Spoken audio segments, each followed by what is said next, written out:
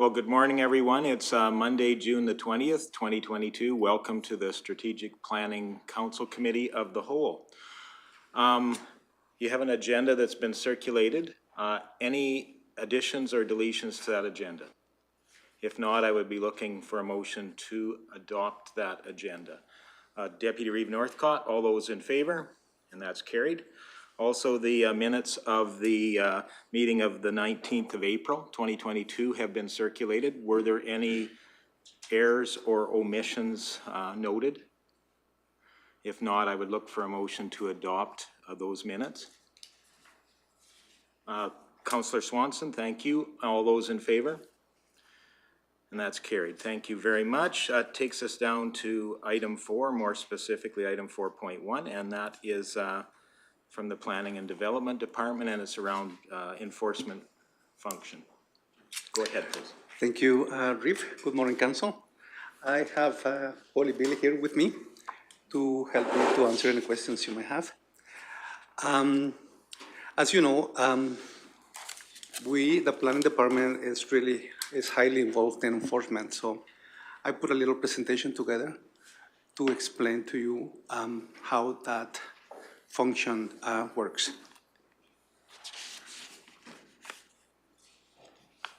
If I can find it.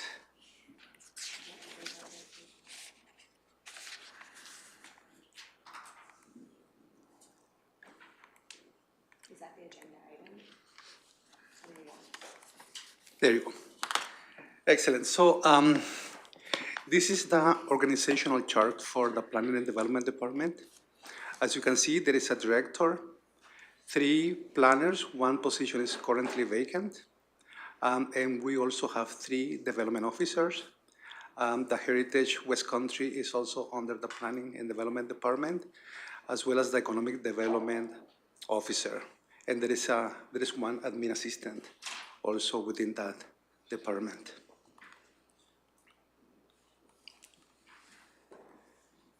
So these are basically the functions that we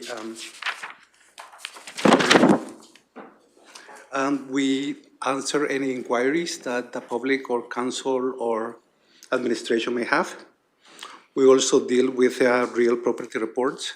That's where compliance basically to make sure that everything that is built on a site has permits.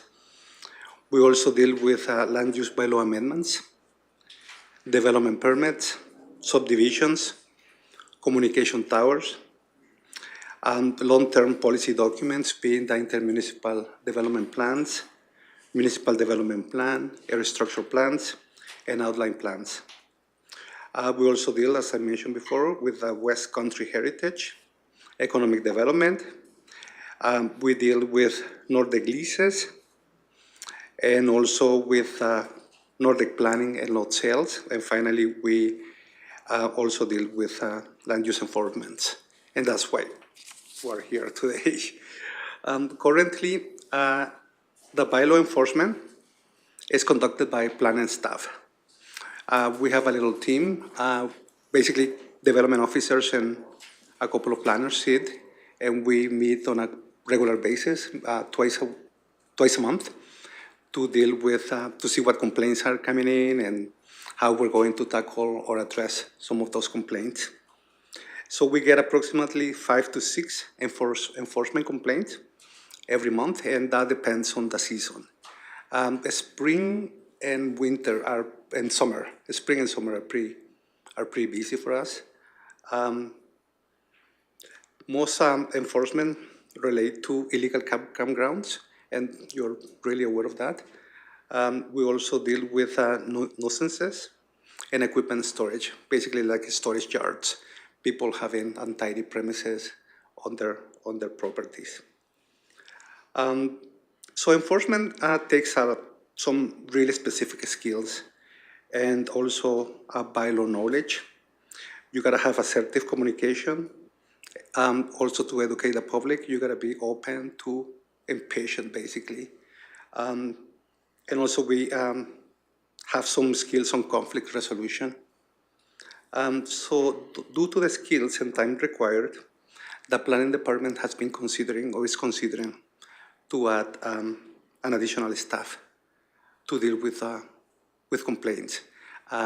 It takes a lot of investigation and a lot of time to do enforcement. We gotta go and see sites, and we gotta have send letters to communicate with property owners and do inspections. You can feel free to jump anytime, Holly. So we have evaluated the option of hiring or looking for a bylaw enforcement officer, or have somebody like a development compliance officer. Oh, sorry. Sorry. Go ahead, Councillor Swanson. I have a question in regards to the complaints and in regards to enforcement. Are we dealing more with people that are living there, or I'll just say property owners that it's the renters? Like where's that fine line? Are we getting the same amount of percentage of complaints coming from both, or where's the majority of the complaints coming from? Majority of the complaints, I would say, are campgrounds or RV use on residential land. That's a huge bulk of it. So summer is definitely our busiest time. And then nuisance factors. So new neighbors have moved in, you know, they're kind of squabbling over someone's shed's too close, or they're clearing trees. So yeah, lots of the nuisance factors as well. Okay, thank you. Thanks, Holly. So we developed with legal assistance a process to deal with enforcement. So as you can see here, we got a flow chart. So once we accept a complaint, we send a letter of clarification to the property owner, and basically we also CC the CPOs. Essentially, that letter just kind of says, like, we are aware the complaints come in and we just want them to contact us and we want to work with them at that stage.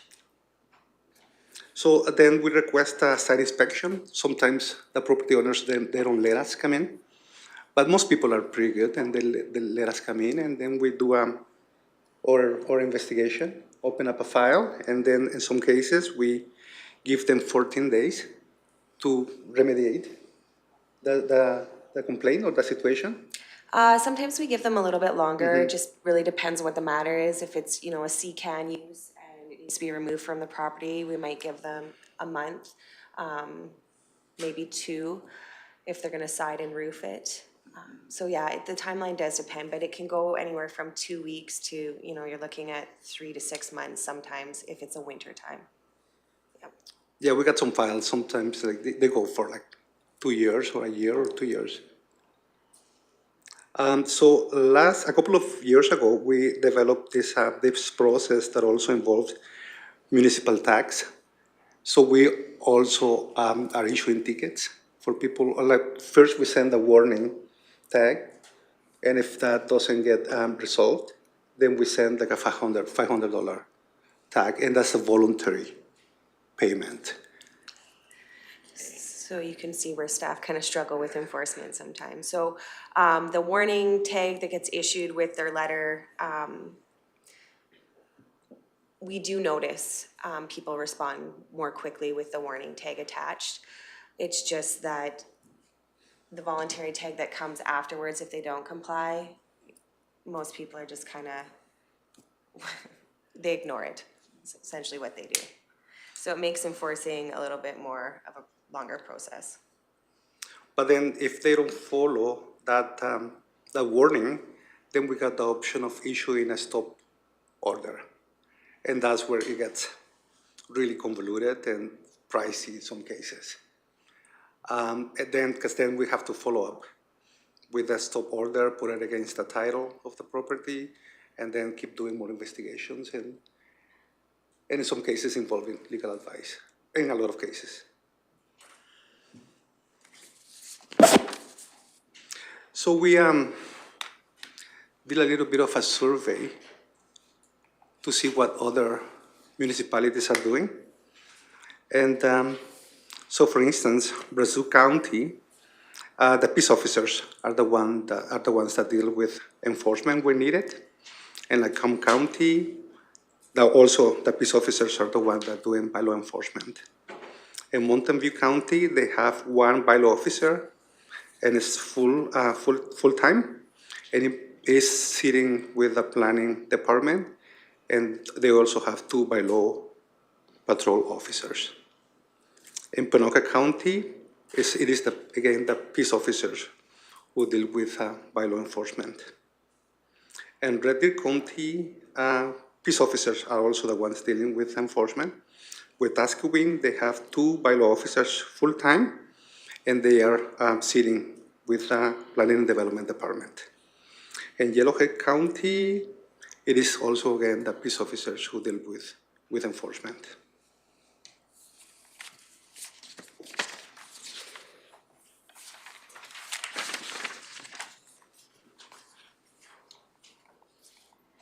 So we evaluated more or less two options.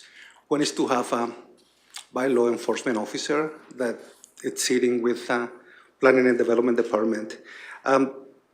Their function for bylaw enforcement officers vary from municipality to municipality. In some cases, they look at a specific bylaw, like nuisance bylaws and land use bylaw. They also wear uniforms, as you were familiar, and special equipment such as cameras, bulletproof vests, radios, and they have special vehicles as well. This person, if we go this way, could be part of the emergency services or the planning department. And the other option is to have a development compliance officer. This is going to be more casual. It could be tailored for the specific needs of the municipality. It will be their primary duty will be bylaw enforcement, but also the advantage of this position is that in the winter months when complaints come down, this person can also help the development officers and be assisting with planning applications. And this person, if it is a development and compliance officer, wouldn't need any specific equipment. So that's an advantage right there. Jose? Yes. Go Sorry. ahead, Councillor Milhoff. Thank you. Are development compliance officers under the same legislation as our CPOs currently? Like, are they given their powers by the same? No, I don't think they will be under the same legislation. They'll be basically just dealing with bylaw. But the land use our bylaw. CPOs do bylaw as well, so. They do, but they have specific powers, I believe. Sorry. Mr. Emmons? Thank you. Yes, Councillor Malhap. Under bylaw, they would be given specific powers under council to enforce. Definitely different than the CPOs. They would be charged, depending on the structure, of course, they would be charged with enforcing our land use planning bylaws versus the Highway Traffic Act and other forms of legislation that our CPOs are responsible for. Can I have a follow-up? Go ahead, please, and then I'll go to Councillor. Can our CPOs that we currently have be given the bylaw enforcement side for our land use planning?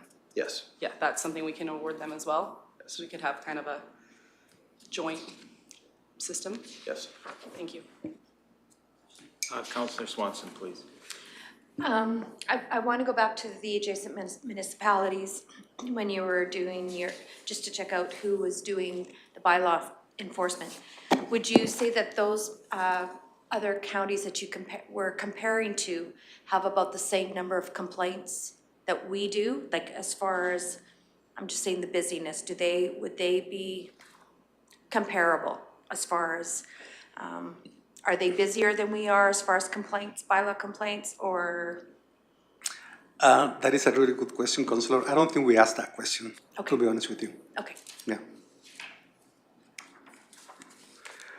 So we did a little bit of pros and cons to see what position more or less will be fitting within the county. So for bylaw enforcement officers, the pros will be there is a formal presence, a uniform, and there is people obey like a uniform. They follow the rules when they see a uniform. There will be some improved coordination with emergency services. And they also have the authority to issue other tickets, not just the tag, but they can also issue violation tickets. Yeah. And those dealing, they deal in court with them.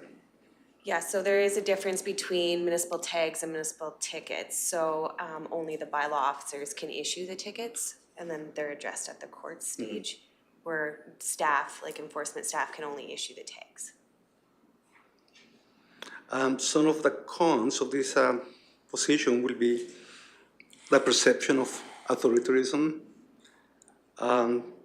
They will need special equipment, as I mentioned to you before, and also the expectations. I think if we get somebody in uniform doing bylaw enforcement, the expectations from the public will be high or higher.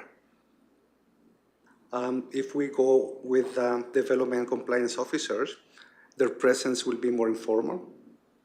There is no need for special equipment, and they can assist also, this person can assist development officers. We can also take an education approach, and the expectations, I think, will be about the same as we have them today. That we don't go and look for violators, we just wait for complaints. Some of the cons is there might be some limited coordination with emergency services, and they wouldn't have the authority to issue other tickets, only the tag. And Councillor Melhoff, please. Thank you, Reeve. Adversely, if we can give our CPOs power to do land use bylaw enforcement, can we give our current planning department the powers to do the development compliance orders? So right now, the CPOs work really well with planning. It's just that extra burden kind of on them to assist us, right? Just manpower. Yeah. As far as when we deal with a complaint, the timeline that's attached to it, like staff can handle it. It's just that, currently there's 2 of us that are trying to keep all of Clearwater County in line. And so we are only dealing with it on a complaint basis. And then when those complaints come in, they're placed in like high, low priority, right? So our busiest time is the summer, when we can get out to these sites. So, a compliance officer would definitely assist our planning team, and that's why we're here. Maybe just to add to that, we work really well with the bylaw enforcement officers right now. They assist us in doing site visits, and sometimes it's a little bit sensitive to go to some sites, and it could be a little bit overwhelming for some staff members to go and see a particular site. It is intimidating in some cases. Sure. Yeah. So, but we are working really well currently with bylaw enforcement officers. Can I have some follow-ups? Go ahead, please. That'd be great, thank you. I'm not gonna lie, I'm not overly comfortable with the planning department going out and doing enforcement without the skills to handle the potential kickback they're gonna be getting from people. If you're issuing a ticket or a stop work order, sometimes you're gonna get a lot of, and if you don't have the safety gear in order to keep yourself safe and protected, or the training to combat whatever issues you might be getting, that may not be very safe for our staff. So, to answer that a little, to clarify a little bit for you, so if there is enforcement, there's generally 2 individuals on the file. You have a really good feeling after that first letter is sent out when they reach out to contact you, whether they're gonna work with you or not. And if it's ever in a situation where we felt that it was, too dangerous for us to go out there, we would definitely call on our CPOs to help us out, and we wouldn't enter the property without them. Perfect. I have more if you don't mind. Go ahead. Thank you. If the busiest time is gonna be spring and summer, if we were to go, say, a CPO route, could they share their time with, say, a school liaison the other half of the year? Is that something we could work on balancing, or the CPO team could balance out working with planning and development during the busy enforcement time? And Essentially, because the time for the most action is spring and summer when there's no snow and people can get structures removed or cleaned up. So, is there a way to share that position? 100%. can I have another one? Yeah, go ahead. Sorry, thank you. We were given a planning presentation along with safety codes with our deputy. And he discussed how this would be potentially more meaningful if we had that accreditation piece in between. Is that accurate? What is your thoughts on having that accreditation piece in between the beginning with our development and the end with the safety codes enforcement side? I think right now there are definitely loopholes not being accredited, but our position, like, the process still works, whether we're accredited or not. And I think it might give us more tools to do enforcement, having a safety codes officer, but not necessarily. I think we can do the job without being accredited. Perfect, thank you. A question I would have, and I think you've touched on it already, but we're still staying with the process of it being a complaint-driven. We're not actually going to go out Correct. and patrol infractions. We're looking at a complaint-based process as has been in place, just a bylaw enforcement officer or the other designation that would be taking care of that. One question I would have, is there any contracted services out there that provide this kind of service? Is this something we could potentially contract out or hire out as well? We did some research, and there are a couple of organizations or agencies out there that can provide that service. But then again, it's, like having a balance, and I think somebody within our department will be a better fit. Okay. And being familiar with our land use bylaw, right? That's going to be huge. And Councillor Graham? Thank you, Reeve Lougheed. Obviously you guys need some extra hands here. Is it more for the office side of things or more for the, actually going out side of things? Because when you have your CPOs coming with you, is it that is the problem, or is it the lots of work that it takes in the office to do? I hope that makes sense. It's just the steps that we need to take. It's just that there's just two of us. Okay. Yeah. So it's not really the enforcement that you're going out that you're super It's not, concerned about? I mean, nobody enjoys doing enforcement. But it's just, during spring and summer, we just need the extra hands to help us out. Okay, thank you. Mr. Emmons, your light's on. Thank you, Reeve Lougheed. Yes, you touched on it previously. With enforcement in planning, it does put us in a complaint-based situation, and the importance of that statement is we've always found success in defending that because it is a reactive position. We can prove to a judicial system that we are not biased, we are not picking on anybody, it's based on an outside complaint, which is, we've always found 100% success in that system. Going to a bylaw enforcement officer, I'd be curious if planning's research found different, but when I researched it, it puts us more in a proactive position because you have an individual that's entrusted with enforcing our bylaws. You now have to prove a system of inspections so that you are not biased. So you have a regimented inspection cycle and you are out there looking for infractions versus being complaint-based, being that reactive. So you touched on a Reeve Lougheed. It does take a step from my research on it. It does take council a step away from its past philosophy. Part of the conversation as well is where council sees, I will say, more of a shortcoming also in service.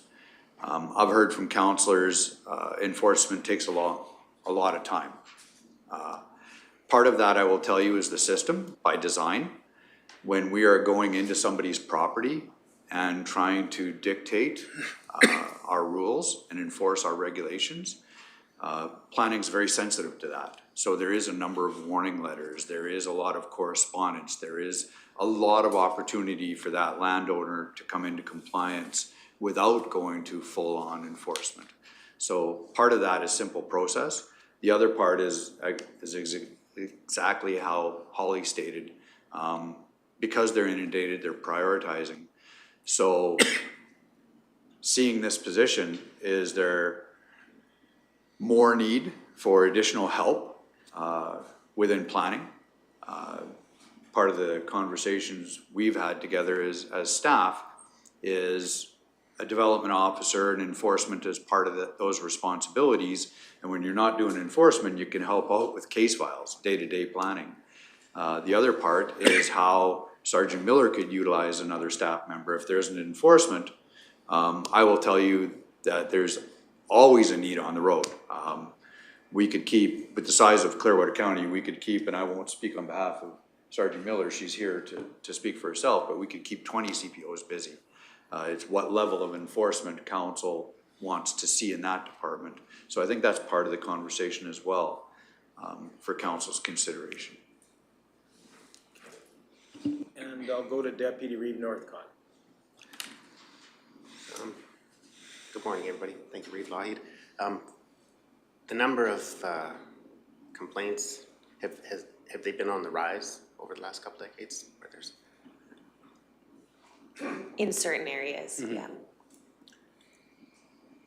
So they've been on the rise then? Yes, Okay. they have been in the Yeah, rise. and I'm just, the reason that I sort of look back at some of the presentations that were done on population and demographic studies and stuff like that, so it shows in those presentations, I think the population's always growing all the time, but in some of those studies, it showed that there was it was presented that there was a stagnant population or a decreasing population, but yet if that was absolutely true, then why do we have more complaints?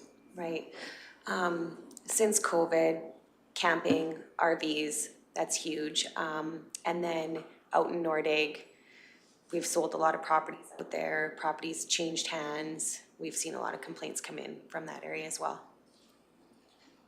On top of like if you have a gravel operation anywhere or a proposed campground.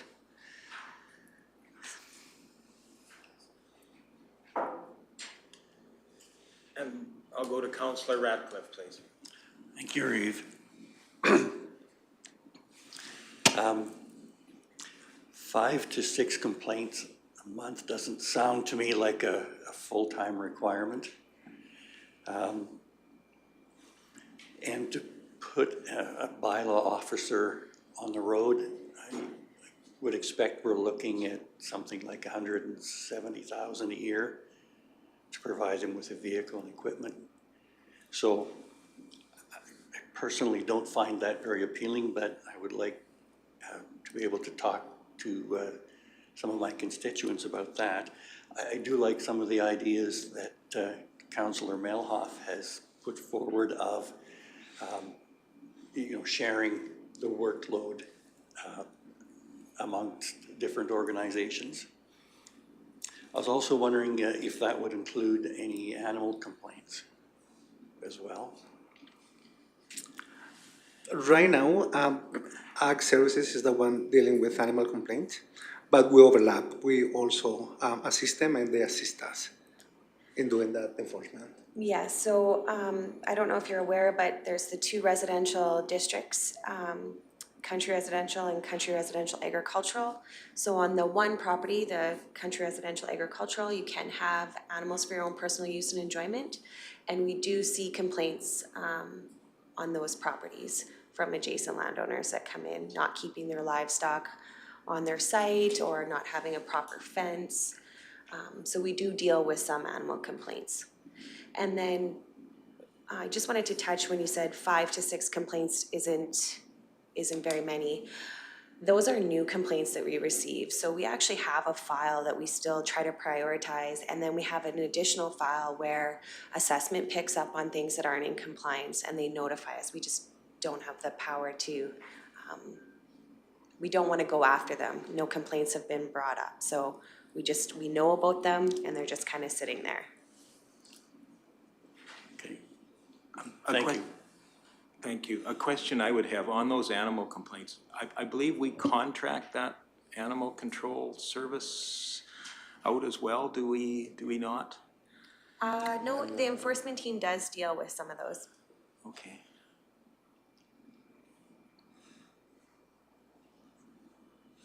Councillor Melhoff. Thank you, Reeve. Do we know the historical reason why we're down a CPO? Because I know that we did have more CPO manpower than we currently have. Do we know why we're down one?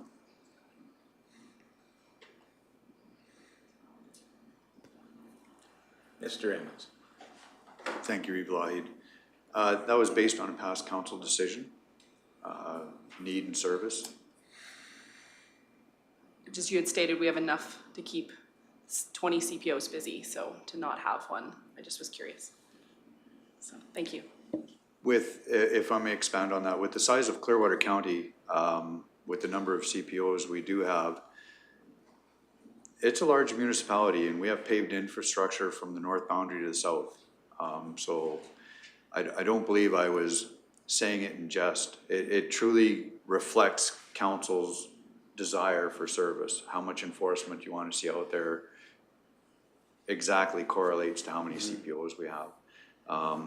Sunchild Road is the one I like to kind of pick on because it's industry based, and Clearwater County put substantial millions into paving that road, and it was designed for a 15-year life, and it was repaved in, Mr. Hansen was here, I believe it was 7 or 8 years. And that's a $15 million project. You're welcome. Councillor Swanson, please. I just flipped ahead to your next slide where you talk about the salary per year for a bylaw officer enforcement. So I'm looking at that, approximately, it says here 82,000 a year. Is this something that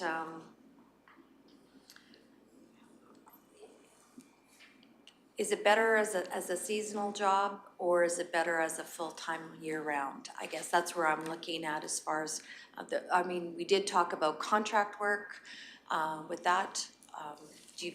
If you believe that they'll be busy, a bylaw enforcement is busier year-round versus seasonal, because I'm just thinking of the spring and summer issues. So if you wouldn't mind making a comment on that. Yes, I agree with your statement. And that would be the advantage of having a compliance officer as opposed to a bylaw enforcement officer. In the slow months, then this person can help with development permits and real property reports and subdivision files, and etc. And I'll go to Councillor Melhoff and then Councillor Graham. Thank you, Reeve. Sorry, I didn't get a chance to go back and look at the breakdown of the budget. You said you have a vacant spot in a senior planner. Was that spot budgeted to be covered for this year, or was that spot not budgeted to be covered for? So would we be looking for an add to our budget, or could we use that vacant salary, because there's a vacant spot, as coverage if this position was to move forward?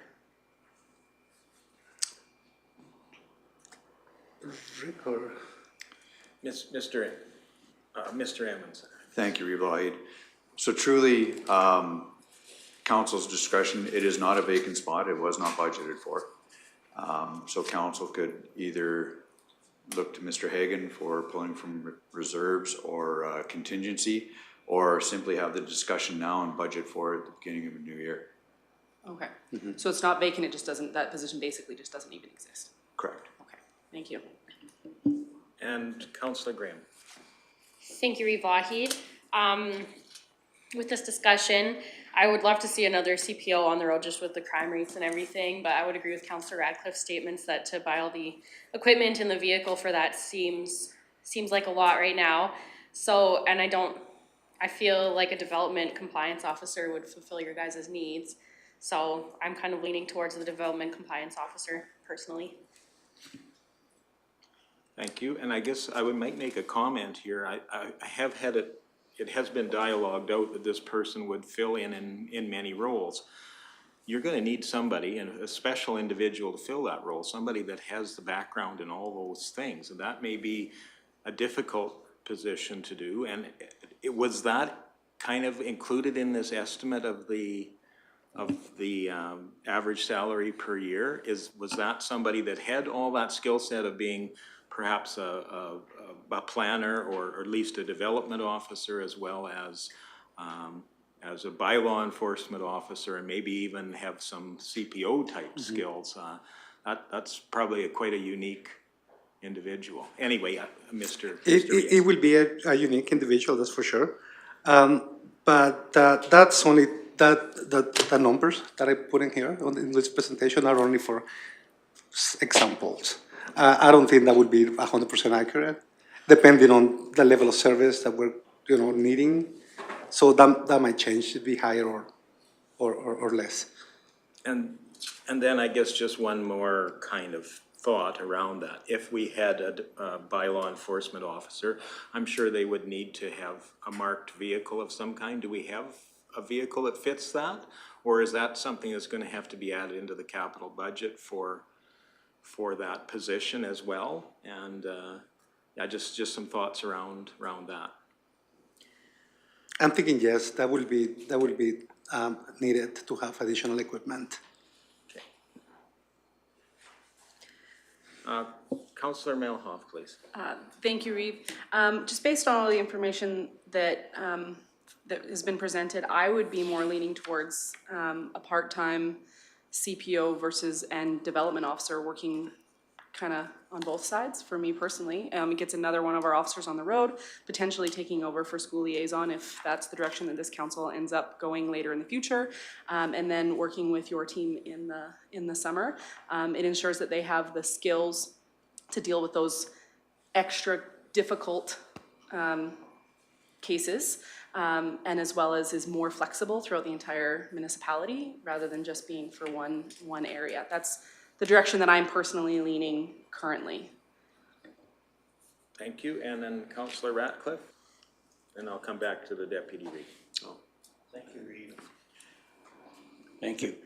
Could you give us an idea of how many man-hours or how much manpower is currently going into bylaw enforcement? I believe it's about maybe 15% of our time. Of like one person or? Oh, it will be like the whole team. Oh, I don't know. Right now, both myself and Amber are pretty busy with enforcement, so I would say at least 40% of our time is with enforcement day to day during the summer months. Yeah. Okay, so 40% of one person? Yeah, I would say. Okay. All right. Thank you. It just really depends how quickly they comply. But yeah, in the summer, we are fairly busy with that. Okay, and of that amount, how many of those are difficult, where you would want someone with a uniform involved? I wouldn't say 10. maybe 5% would be, So, yeah, like Okay. staff can handle for the most part. It's just when we start to get a lot of kickback, we want someone in a uniform with us there before we'll Absolutely. enter the site. yeah, And like I said, the peace officers have been great to support us when we need it. okay, thank you. Would I be correct to assume that usually your first encounters with somebody that's not in compliance are generally less confrontational than your later involvement with somebody that's not in compliance? It's like Jose said, it's just the educational, Right. informing them. Usually they work with us. And most people are not aware of some some issues, so they don't know. So that's where we come in and try to educate them. So I'm just sensing that the challenge here is more a time-based challenge than it is the actual work itself being unpleasant, I guess, because you spend so much time making for pleasant interactions with the community as they're asking to do new things and great things and finding ways to do that. And this is kind of the flip card of this. That's nobody likes getting after. I certainly don't like getting after my kids or my kid about something or other. I'd much rather everybody follows the rules, and so I sense it's a time. Would that be fair to say it's more time-based than job-based, or is that not fair? We got some one-offs that are really difficult. But yeah, it just basically depends on on the area and the type of complaint that we get. So really what I'm trying to get a sense here is, do we need that official presence or do we need an educational presence? And I believe those are kind of two different individuals. Somebody that's, brings the authority, perhaps a uniform even, a marked vehicle. It gives people a sense of we're meaning business here, as opposed to did you know type things, like the educational things, or an interesting fun fact about our planning and development department. Kind of get a sense for who the right individual is for this job. I think it really depends on what direction council wants to go. Like Rick said, if you have someone in a uniform, are we just dealing with, the complaints that received, or is the expectation more that we're out enforcing more? So if council's approach is more of an educational, then maybe a compliance officer. If they're more really get in there with the bylaw and make everybody follow the rules, maybe more of a bylaw. I don't know. It depends too, like if the CPOs need more help. I don't know. Thank you. Councillor Green. Thank you, Reeve Lockheed. I don't know, I'm personally of the belief that if your neighbors have sea cans and you don't care, it's not hurting anyone. So I understand that's the rules, but if it's a little happy community and then a bylaw officer goes in there, it can also cause problems within the community because they think that their neighbor called and then everyone hates everyone and maybe it chases people out of Clearwater County. That could be a little dramatic, but I don't know. I still believe that a development compliance officer would do the job. Thank you. Councillor Melhoff. Thank you, Reeve. How much does this enforcement end up costing the county in general? I know we were just informed of one a few months ago, that we went to court and it was quite substantial. Do you think getting ahead of some of this stuff and having a uniform out in front might help people come into compliance faster? That might actually bring back or lower staff time required to do some of this, and in turn potentially decrease legal requirements to the county? Then again, it's as Holly was saying, it's going to be up to council to decide, what direction we should go. But we spend good money in some files. Let's put it that way. And a lot of resources. We're still trying to clean up that particular site. But then that's like the 1% of violators. But putting a uniform in front of it, could it lower some of the staff time it takes? Because you're working from a compliance right off the bat stance rather than an educative stance. Would that get people in line faster, or would that be more confrontational? I think you're always going to have the one-offs that, push the boundaries and don't want to comply. And I think that you'll probably still have the individuals that you end up going to court against. For sure. I can have one more and I'll. Yeah, go ahead. Okay, thank please. you. This may be a question for Sergeant Miller, but would having an officer that was to split their time between the two departments be operationally feasible, or would that be something that would be too difficult to manage?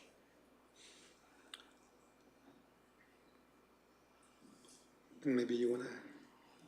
Mr. Emmons, please. I would say it would come with challenges. I would look to Sergeant Miller to jump in if I'm speaking out of turn, because I'm trying to empathize in that position, because I'm certainly not there. But I know from running larger crews and things like that, you have working alone to contend with, you need to know where they're at and what they're doing to schedule ahead of time, and creating a schedule around is there enforcement or not, I would think would come with certain challenges. Would it be impossible? I would propose nothing's impossible, but I don't know how effective all the time could be based on that scenario. It does take away from Sergeant Miller's ability to say, this officer is working with this officer at this time and count on it, because it would hinge on the file load. You're welcome. Additional questions? So what I've kind of heard so far, just in my perspective, is that we're still wanting to embrace the concept of complaint-driven process here, and that essentially within that a huge component is the educational process of bringing the complainant and the complainee together in some sort of understanding, really kind of encouraging good neighbors to be good neighbors. And I would be much more supportive of something that helps with that workload within the planning department, and hopefully an individual that can actually, in the lower, when there is less enforcement opportunities out there, that they can assist with the other roles that planning and development plays. And I think that's why I'm just hearing that there's a shortage of good people to do the work, not necessarily more work to give the good people. Do we just need that? That's what I'm hearing so far. Councillor Melhoff, please. Thank you, Reeve. You guys have had a difficult time filling a planning position. How difficult would it be to find somebody, or can you anticipate being to find somebody with this special skill set?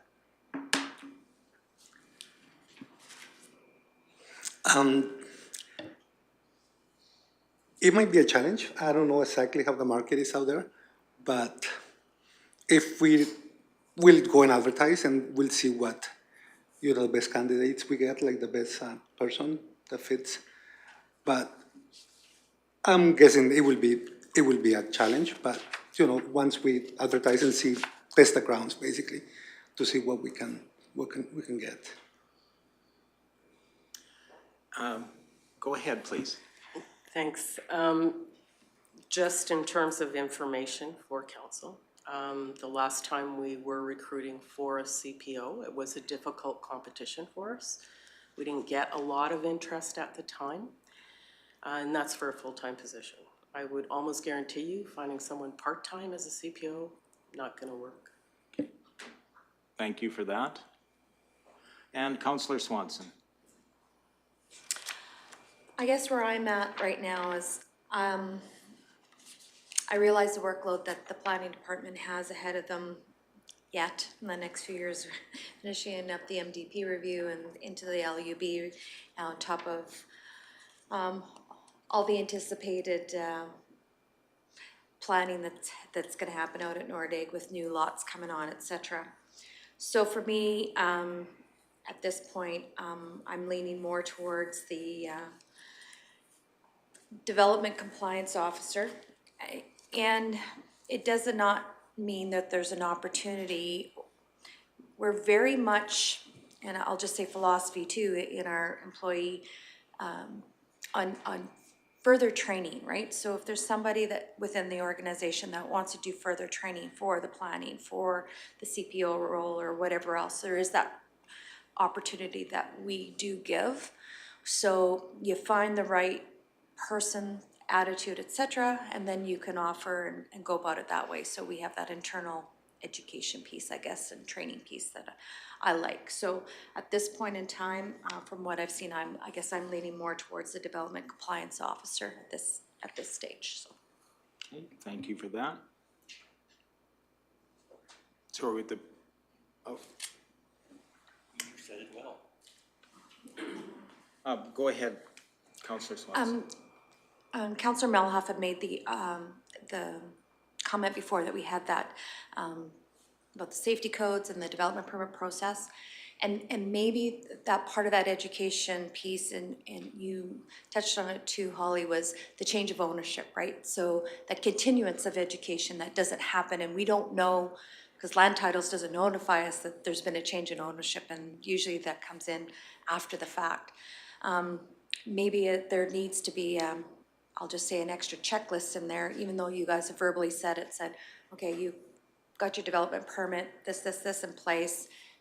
Can we be proactive and say, if there's a change in ownership, please notify us? Like, can you add that in a development permit that says it is the old owner, new owner responsibility to do that? And I'm not sure if that would help mitigate some of the complaints because the new owner's going out of their scope and dogs are running or whatever else. So just a thought. I personally feel it's on the new landowner to do their due diligence and look in with the municipality and see what is, what their zoning is, what they can have out there. And a lot of people know. A lot of people know what they need. They just choose to ignore it. So I do think the onus should be on the landowner. Additional questions? So, Councillor, or Deputy Reeve Northcott, please. Thank you, Reed Lougheed. For the complaints, do they come more from, I'll try and categorize it in 3 different ways, but more the ag sector, or the rural acreage sector, or the multi-lot subdivision sector? Like which from those 3 categories, where would most of the complaints derive from? Where do they?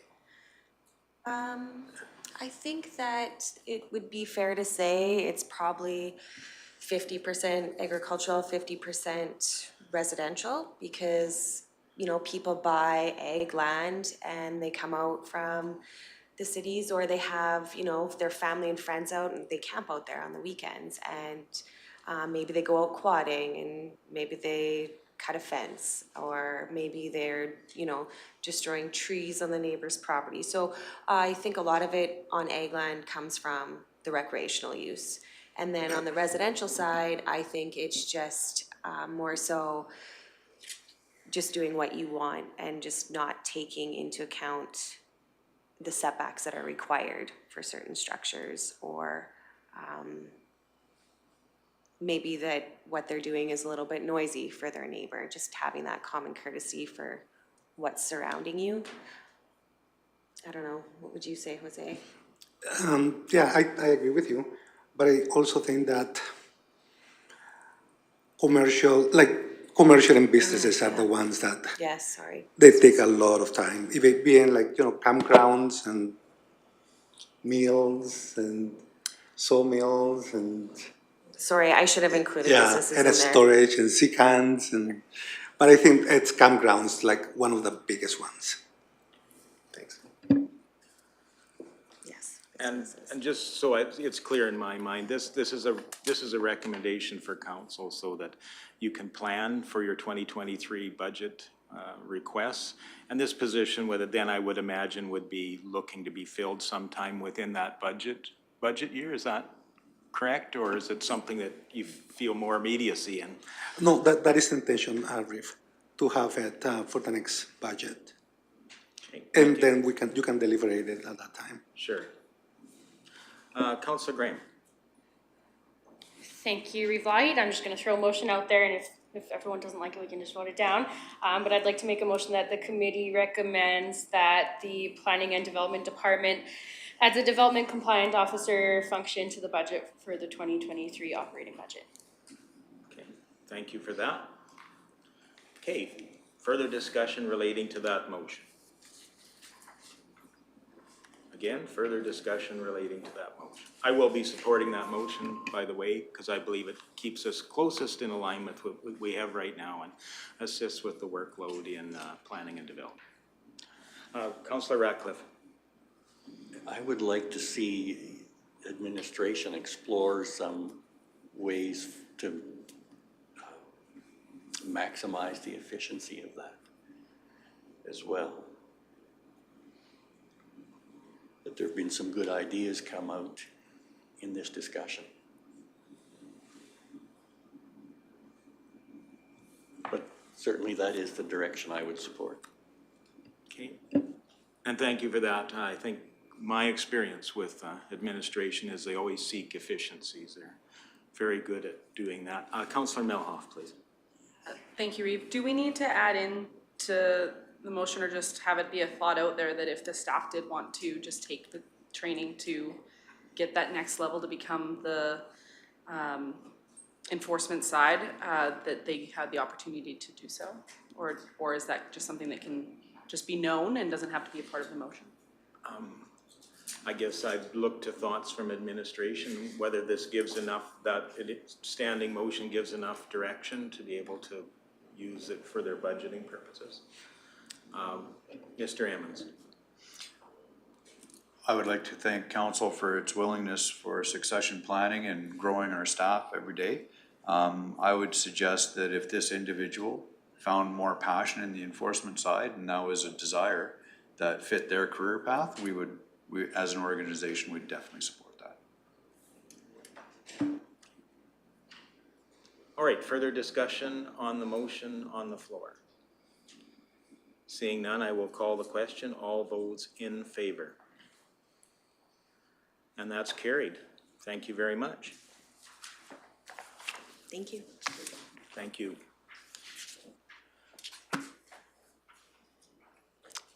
I'm thinking maybe we'll take a 10-minute break at this time then.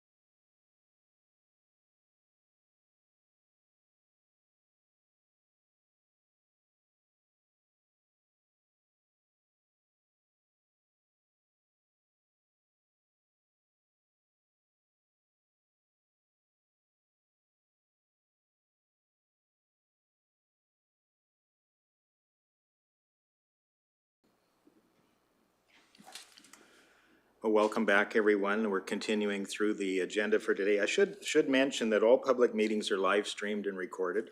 Any verbal or written information provided may be included in public documents as per the Freedom of Information and Protection of Privacy Act, FOIP 40-1. And that takes us to item 5.1, which is a broadband administrative technician position. And I'll go to Mr. Hagan for that. Thank you, Reeve Lougheed. Good morning, council members. Approximately this time a year ago, former council approved a temporary position for 1 year, being administrative support for the broadband project. The reason that it was made temporary is it was a new position and administration asked for some time to see how that position fit into the management of the project going forward, as well as ongoing operation of the network as well. We're very fortunate that the person that applied on the temporary position came from our finance area, had already dealt with our capital projects and capital assets, so was absolutely able to hit the ground running and be able to get our accounts set up and start tracking invoices right out of the gate with very little additional training needed to be put in. And that greatly helped our project technologist, Tim Quinn, as well, so that he could focus on actually the construction and management of the network. A year has gone by. Administration has found this position not only to be very useful, but almost indispensable going forward. And in the meantime, Ms. Sirhan has covered those duties through contract and some temporary help, but she really needs to fill that position on a go-forward basis. As well, with our federal funding, we have a 5-year commitment to keep the network up and running and operating effectively. So we will continue to need that administrative support going forward, at least through that period. So in a nutshell, I don't think broadband is going away anytime soon. Council is committed to the delivery of the service and continued development of the core backbone. This position is integral to supporting the construction and operation of the network.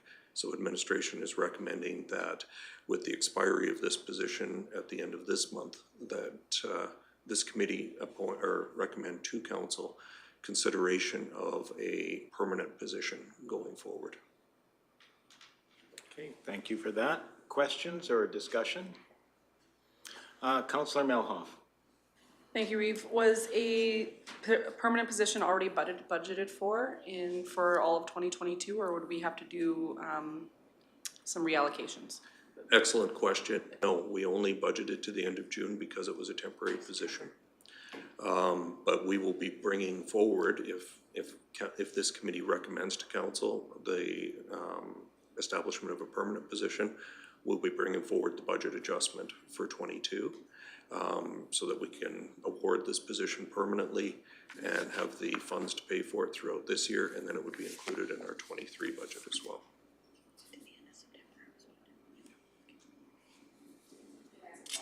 Yes, go ahead, please. Thank you. With that position being previously temporary, and you stated they came from the finance department, did that then leave a hole in the finance department as well?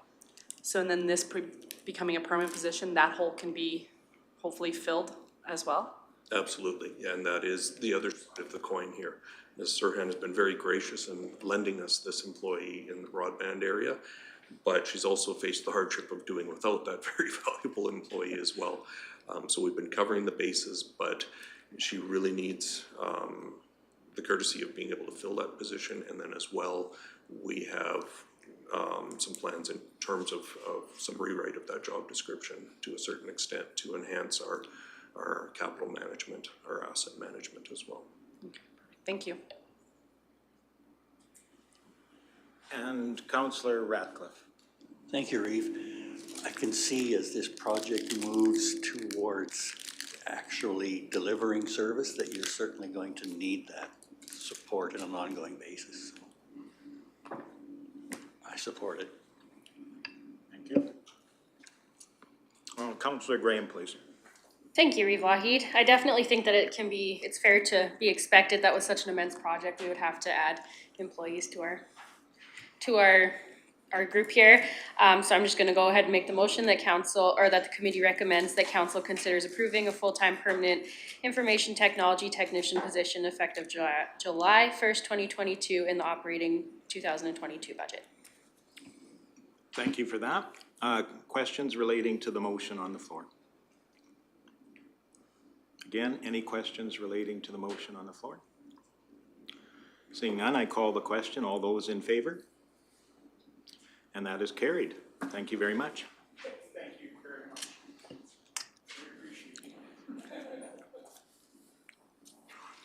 much. Takes us down to item 5.2, and I assume that would be either Ms. Serhan, please. Good morning, Council. You've seen this item on the council agenda for last week and now again on the Strategic Planning Council Committee agenda. Unfortunately, we still don't have final draft statements. We are currently waiting for the last few solid waste adjusting entries. They likely aren't significant in dollar amount, but I would just feel more comfortable doing this once we have final numbers in place, draft numbers in place. And but I did want to spend a bit of time talking about restricted surplus, what it is, what council should be keeping in mind as and what the timeline will be going forward as far as financial statements as we see them today. So this morning, like I said, I did receive kind of the substantially complete financial statements. So I do expect that in the next day or so, we would have the final draft. That being said, this is a complex situation in that we're dissolving a partnership, a joint partnership with 3 municipalities, and making sure our partners understand the numbers as well as we do, I think is imperative, not only because it's the right thing to do, but it will also be very good for the relationship if we can make sure that the numbers that are going forward are understood and agreed upon by all the parties. We did get an extension for the financial statements to July 1st. That being said, I think it will take longer than to the next council meeting to make sure, even to get all 3 parties involved to sit down and find a mutually accepted time will be tricky. So I just want to make sure that we leave sufficient time to do that. So in all likelihood, we're going to push the financial statements one more time and have them come to council, hopefully the first meeting in July. That should give us enough time to meet with the contractor that we have doing the entries for the financial statement, along with the auditor and our partners, and really nail down these numbers. So that being said, that will give us the last meeting in June to go through the restricted surplus in detail. So what happens is there's several restricted surplus accounts for Clearwater County. One of the most used is called a work in progress restricted surplus account. And what happens here is if one of the projects begins in 2021, the entire budget is in 2021, but we get to the end of 2021 and realize that that's not going to be completed. So what we do is put the amount that is not spent for that project that had been budgeted. If it was budgeted for 2 million and we spent 1.5, we would put the balance of that budget, $500,000, into a work in progress reserve and then pull that money out in the following year, so that isn't being calculated into the revenue that is required for taxes from the ratepayers. So then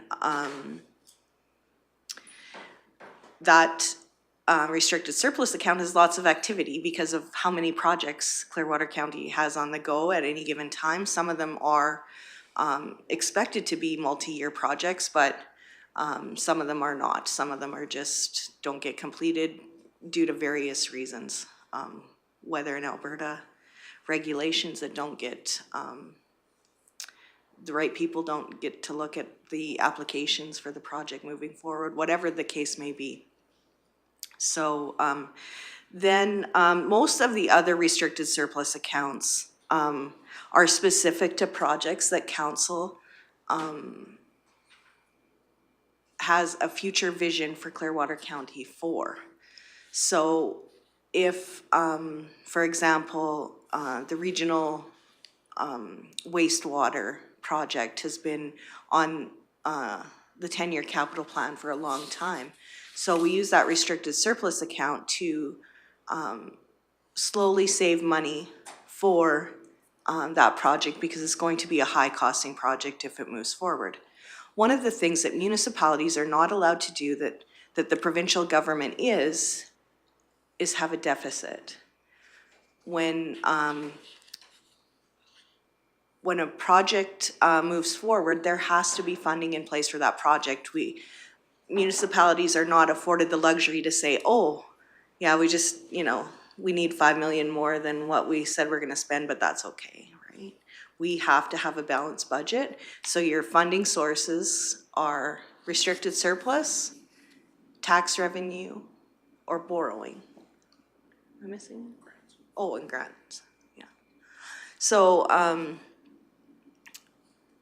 restricted surpluses is a very useful tool for municipalities, especially in the culture and society that we're in today, and that the infrastructure needs of a municipality are just growing and growing, and the cost of those are also growing substantially. So municipalities need to be able to save money for future projects. They can't expect their tax base to pay for a $6 million project in 1 year. So I encourage you to go through your 10-year capital plans, keeping in mind your strategic planning document, the vision that you see for Clearwater County, the restricted surplus accounts that were identified in the PowerPoint that was presented to council in the past year, and just ensure that if there is a surplus in 2021, that you know which project is the biggest priority for Clearwater County moving forward. What restricted surplus account do you feel that needs to be moved upon as a priority? So those are the things that you'll be discussing during the restricted surplus agenda item that will come to council next council meeting. And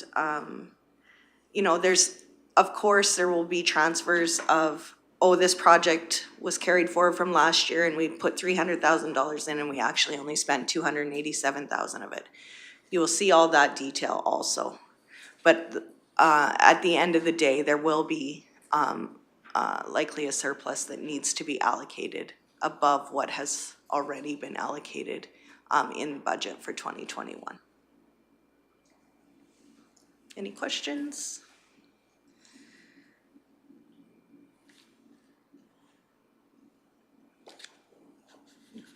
I see the wheels turning around Yeah. the council table. Councillor Melhoff. No, thank you. You're always very good at laying things out in a non-financial analyst way, which is great. I've already made some notes, some things that I would like to see us allocate things to, things like paving projects, because I knew that was running low based on your last presentation, and that we start adding again to a community ag or some type of facility again, something like that. Those are just some notes that I've made, and I'll continue to go through and be ready for your next presentation so we can allocate. Absolutely, and if you have a copy of the financial statements, and maybe I'll just email that out today. There's a note in those financial statements that lists the restricted surpluses and their balances, just so that you can see what the balances were at the end of 2020. And I'll probably send out a document, or I will be sending it out with the agenda item for sure, but just noting the changes that were anticipated and budgeted for those restricted surplus accounts. And like I said, the 10-year capital plan will be your biggest friend in doing some analysis and being a guiding document for where you see those restricted surpluses going. Thank you. Any additional questions? I might just comment that I was the kid that liked to shake the present and see if I could figure out what was inside it, but I've learned to be very patient now. Good. So I'm knowing that there is likely a surplus is enough for me at the moment, Yeah. so I appreciate that. Yep. I don't think you need anything from us at the moment, just an acknowledgement that this is upcoming. Yes, And thank you. thank you very much. I do appreciate your patience Oh. as we move through this, these financial statements this year. And I missed your light, Councillor Radcliffe, please go I just now ahead. decided to push it. Thank you, Reeve. As usual, we will, of course, expect some recommendations from staff as to where Yes. this money should go, surplus should go. That was all I wanted to say. Thank you. Yep.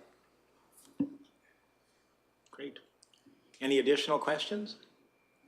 Well, Thank you. Again, thank you for that, and we'll hold our breath for another few days, so that's great. That takes us down the list to item 6.1, and that's the Office of the CAO and its topics for future council consideration from Human Resources. So I shall turn the floor across to the aptly prepared people across the room from me. Go ahead, Janice, please. Thank you, Reeve, members of council. I do have some handouts as well, and maybe if I'll just go through the presentation first and then provide that information. I think similar to Rhonda, I just wanted to make you aware of some things that may come up. So if you decide to do A, then it's going to cost us some money. So this is just information only for you to consider in terms of things that are coming down the pipe. Some of them are internal to us and others perhaps not. So the agenda items, with your consideration, I'd like to spend a little bit of time talking about is council remuneration, Truth and Reconciliation Day, which is has been identified by the federal government, September 30th. Just a little bit of heads up about attraction and retention for staff, Christmas closure, the financial impact if we decide to close again this year, and also future staffing considerations.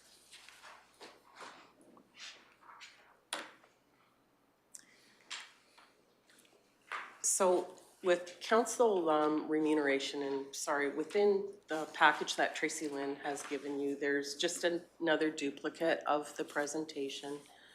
There's a copy of the council remuneration policy and procedure. And as well, payroll did provide a statement of earnings to the end of May, which is identified on that 8.5 by legal size sheet. And again, that is for information. So just to generally start with, for council remuneration, council has been part of a salary survey that we conduct every 3 years. And back in 2017, Clearwater Council was at the 16th percentile. We were only slightly higher than Statler County. Then we received some more information. 2019, we were again at the 33rd percentile. We came up a little bit. And as I recall, I think the importance of the 2019 date was there was a change in legislation whereby a previous amount that could be considered tax-free was removed. So a number of municipalities across the province did an adjustment to their council remuneration in order to cover off that shortfall or that perk being taken away. Back in 2020, council decided that we would move towards the 50th percentile for council. And subsequently, we did make an adjustment to council's policy and procedure for 2022 because those revised rates are contained within the procedure section. We have identified that November 1st, 2022, that the stipend for the supervisor rate for Reeve increases as well as for council. And that again is to get us closer to the 50th.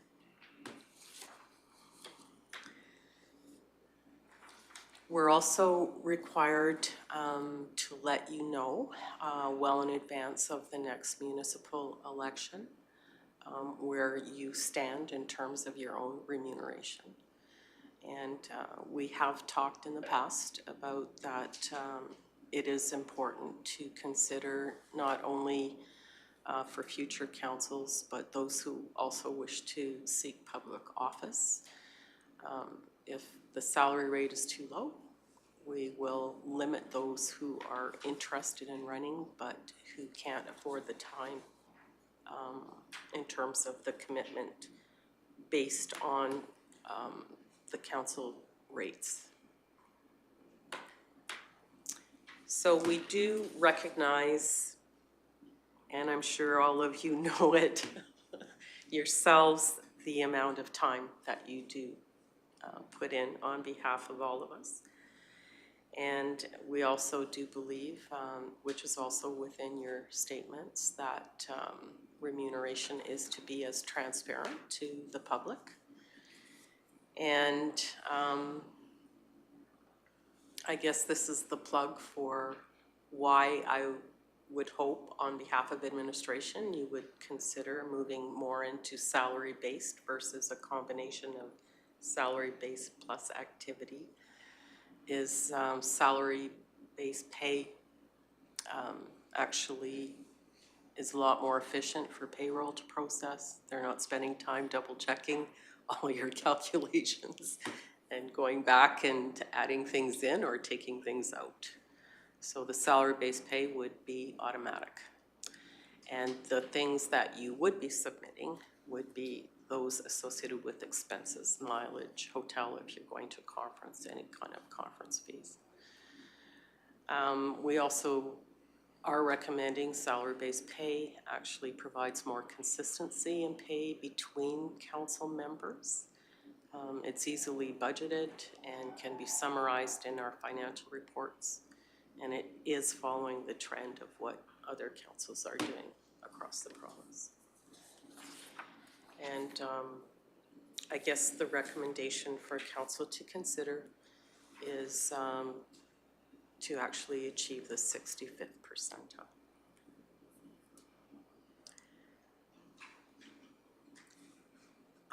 Questions? Councillor Ratcliffe. Thank you, Reeve. Are we actually at the 50th percentile now? I don't believe you are.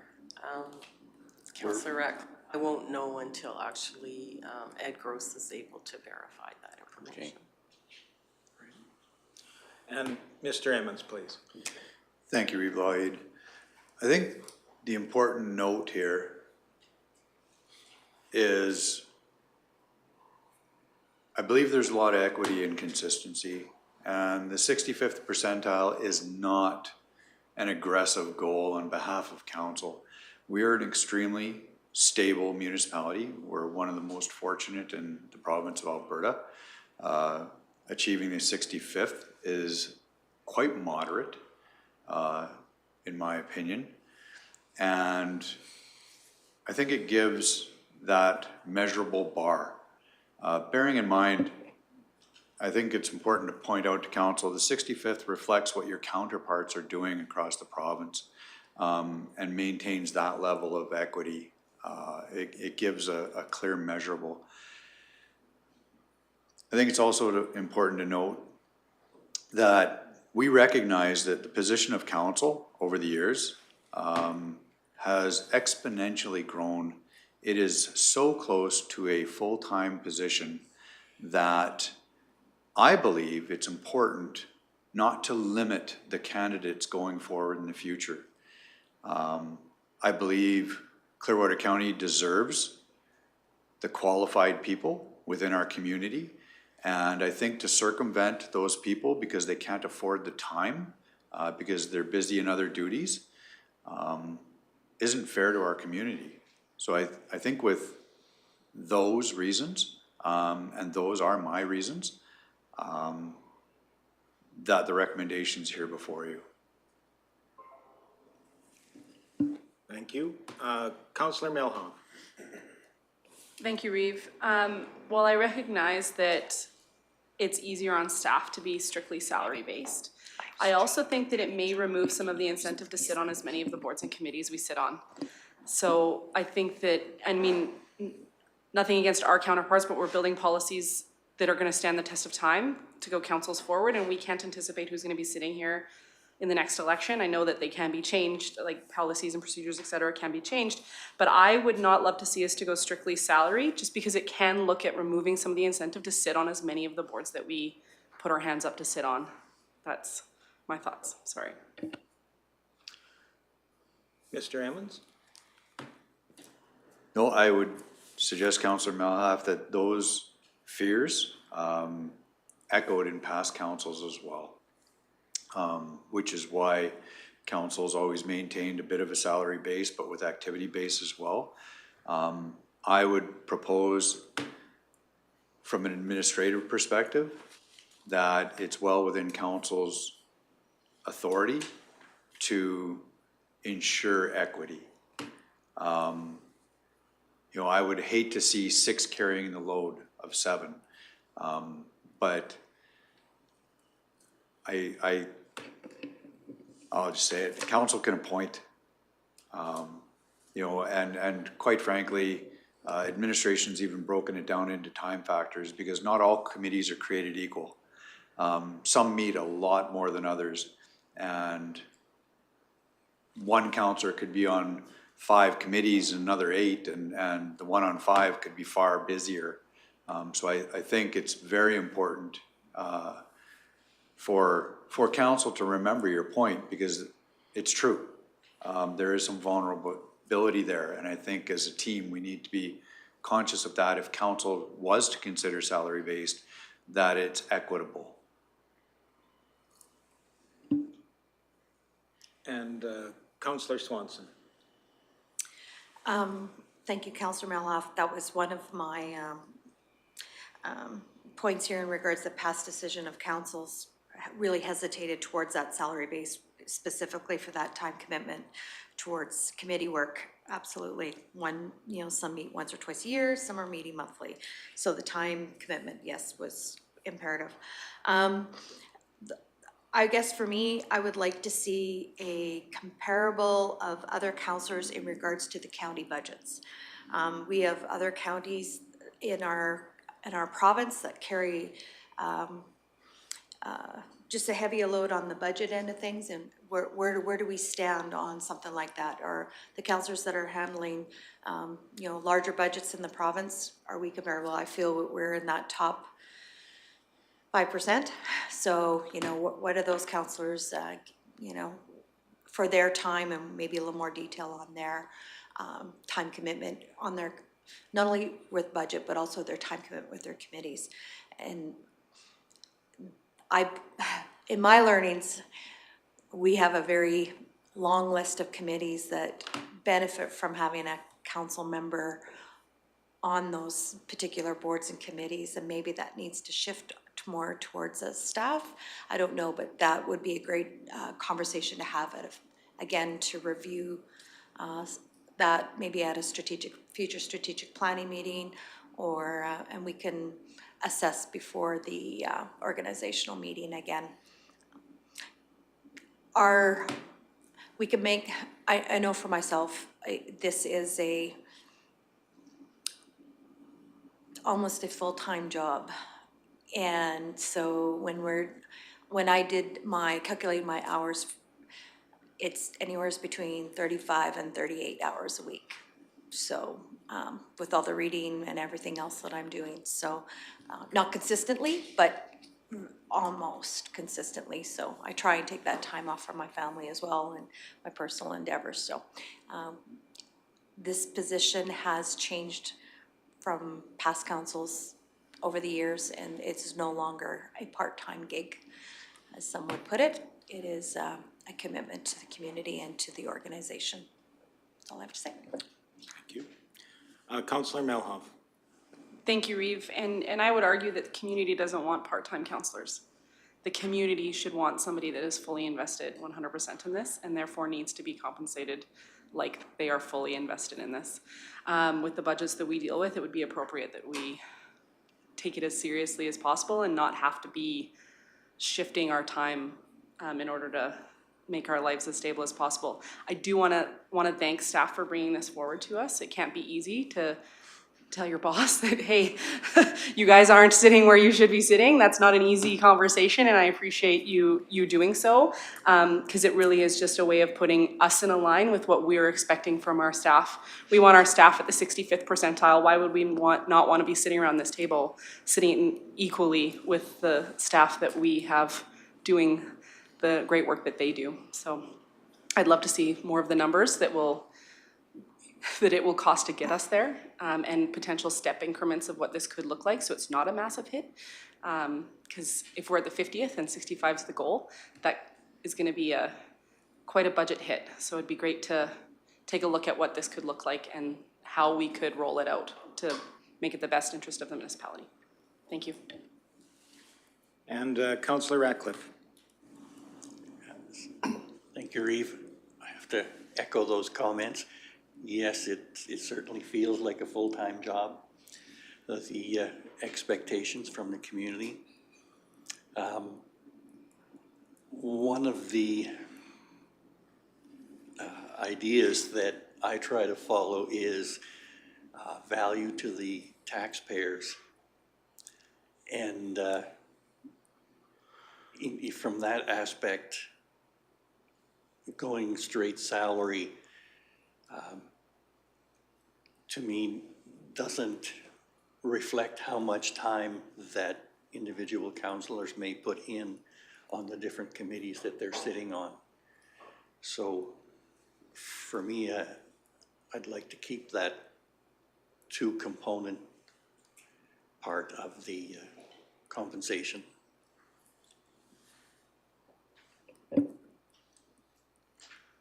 I might just comment here before I go to Councillor Graham. I've had a distinct honor of sitting in a chair here for the last 5 years, and being part of incredibly committed teams that do so much for the community. And I know that same community expects quite a bit. There's a high level of expectation from the community, and I am always amazed by the work that my fellow councillors put into the job and have put into the job over the years. So I'm certainly supportive of anything that helps this council meet those expectations of the community.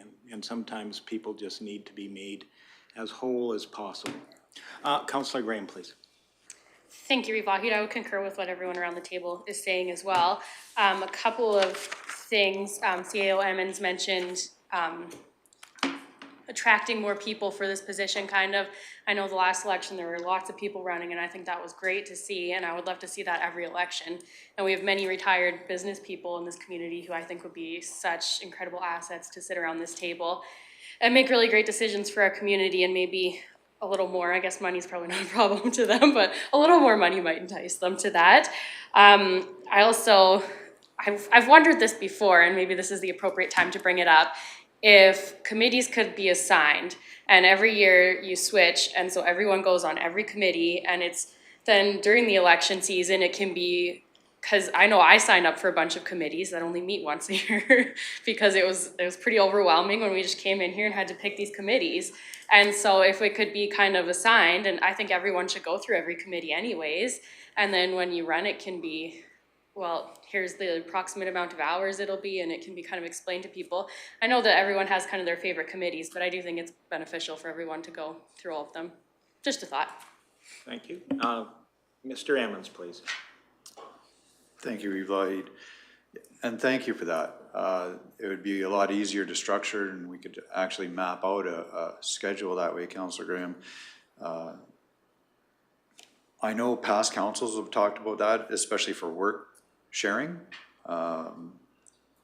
They haven't adopted that because historically, councillors have ran on a platform. They have their passion, they have their vision. A lot of times those visions line up with certain committees, and that's where their hands go up quickly because that fits with their education, their knowledge, and just even their division's desire. So it's always been kind of shied away from for those reasons, which is why councils recognize that, and Councillor Graham goes on this committee, which leaves this other one open, and perhaps Councillor Melhoff steps up for that one, and it's shared out more on that option. But if that's something council was to consider, it could easily be done. It would take some procedural and bylaw changes for administration to go through that process, but I just wanted to explain why it wasn't.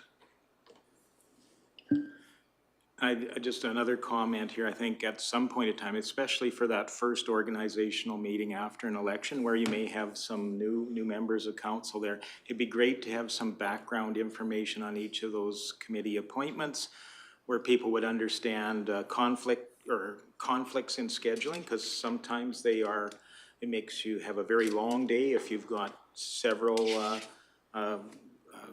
commitments in that same day. So having an understanding of that before you're faced with, it's like drinking from a fire hose for those first few moments of being a new councillor. You've went through being sworn in, eager to start the new job, and you're faced with a lot of decisions and commitments for your next year. So it'd be great to have more background information so that people have more ability to fit this into their life as well. So I'll go to Deputy Reeve Northcott and then to Councillor Melhoff.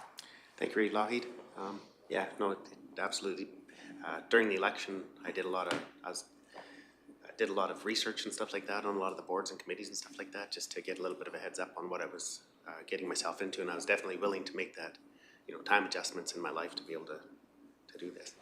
So, but I was just wondering, for if there was going to be adjustments to the pay for the members of the public, for the boards and committee members, where they're during your organizational meeting, these increment changes for the salary, that would also apply to the members of the public that get appointed to the boards and committees in the fall, in October. Is that right? There is a separate procedure on that. Thank you, Deputy Reeve Northcott. They are separate, but I would suggest it would be council's consideration to include them in the process as well. My thoughts. Yeah, just sometimes I think there's a lot of public awareness and stuff like that, that individuals and the public really doesn't know that those appointed members do receive remuneration to hold those positions on those boards and committees as a member of the public. Thanks. And maybe please correct me if I'm wrong, but there are a number of committee appointments that follow the per diem rates that we've set out as a council. There's other ones that do not. They form more of an honorarium or something like that. So there is it's not consistent across the appointments that we have, that everything works on the per diem rate, especially for members of the public, I think so. Councillor Melhoff, your light is on. I think it would be also great to reach out to the chairs of these different committees to see if they see value in having a councillor sitting in that table, or to the committees that have two councillors sitting at the table, if it may be better fitting to have one of us at that table, and an alternate, or another member at large instead, and one counselor. Perhaps having them included in the conversation of the makeup of those committees might be, there might be some value in that, including them in the conversation, to look at our workload and their workload, and if they need more members of the public as opposed to us. Thank you, and again, my impression on that, maybe I should say Rich Little does great impressions, but not me, but anyway, my thought was that some of those ones where there are dual appointments tend to be to balance off the other regional involvement in those groups as well, so that there's always somebody there to represent each individual municipality, or a greater chance, so. Councillor Ratcliffe. Thank you, Reeve. This council is fortunate to have such a balance of genders and age groups. For myself, I've reached a point in my life where no amount of money will compensate for the time. But for the younger members, certainly families should not be suffering any hardships because of the demands of their time. So I support this change. Thank you for that. Further questions, discussion? I just, again, a comment, although it seems somewhat self-serving, I truly appreciate the work that has went in with the councils I've served on. Certainly viewing what councils in the past have done, there has always been value for what they have done in their community. And ultimately, I'd like to see the ability for people to fit this into their life. For future councillors that come in here, I would like that to be more open, so that people from all ages, people from all experience, people that want to be community leaders have that opportunity to fit it into their lifestyle. And if sometimes it does mean making you whole through monetary considerations, and we have the opportunity here to make this consistent throughout our organization. We've strove to reach that 65th percentile for staff, and I think I love the discussion around following through that with council as well. Additional questions? So I'm looking again on this item. I know there is more item too, but is there something specifically on the remuneration that we need for direction for administration to bring future stuff back? Or is this where we're at today? Just looking if we need a motion is essentially it. Councillor Graham? Thank you, Reeve Lougheed. As per staff recommendation, I would like to make a motion that the committee recommends council consider basing its compensation slash remuneration at the 65th percentile. Okay, thank you for that. Further discussion on that motion? Again, further discussion on that motion. Councillor Ratcliffe? Are we talking about a salary-based or salary plus time on committees? Yeah, I believe there was still a per diem component for certain aspects of like committee work. I think that would be part of the agenda item. Yeah, I would. Mr. Emmons? Thank you, Reeve. That's where I was going to bring council is administration would be glad to bring forward some more background on that topic for council's consideration. Perhaps the amount of municipalities that are salary-based versus not, and do the comparatives that way. Give council more to consider. Okay. Additional questions? Councillor Melhoff, please. Thank you, Reeve, and I'd love the opportunity to have some comparables of what a salary base and what a salary and per diem base could look like when this agenda item does come back. That would be very helpful. And I think that also gives opportunity for any feedback to be brought into the discussion as well. So, as always. Okay, further discussion on the motion on the floor. Seeing none, I call the question. All those in favor? And that is carried. Thank you. Second part of this, we're going into something around some of the statutory holidays. Yes, thank you, Ruth. September 30th, didn't really show up on your slide. I'm not really sure why. However, in your package,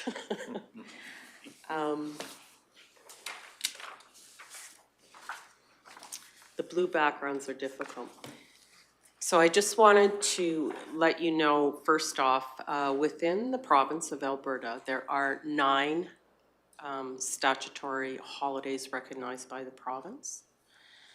And what this means in particular is for businesses who are employing staff on that day and required staff to work on that day, then they are obligated, thank you, Tracy, they are obligated to provide the wage rate for that person working on one of those statutory days to be at time and a half. Some time ago, before I started at Clearwater County, which is more than 10 years, council actually recognized 4 additional days to be treated the same as a statutory holiday for the staff. And that includes Easter Monday, Heritage Day, Christmas Eve Day. That applies if Christmas Eve Day falls during a weekday, does not apply if it falls on a weekend, and Boxing Day. It's kind of interesting, I think, that most people believe Boxing Day is a paid holiday, and it is not in this province. Councillor Melhoff. So are you welcoming questions at this time? Sure. Yeah? Okay. I had a question with regards to the Truth and Reconciliation Day on September 30th. I would love to see us recognize it. However, I don't know that I want us to have it off. I would rather have us work towards the different numbers in the TRC and actually maybe close our doors to the public, but have our staff go through the blanket exercise or some type of training, because rather than it potentially being a camping day. Because I worry that similar to what happened with Remembrance Day is the people that are really involved with that go to Remembrance Day ceremonies, and the people that are not don't, and then the point of the day is kind of lost. And I don't want the point of the day to be lost because we turned it into a holiday. Does that make sense? Ms. Anderson. I'm gonna get there. Oh, I'm sorry. So I'm sorry. I just was going along with the slides.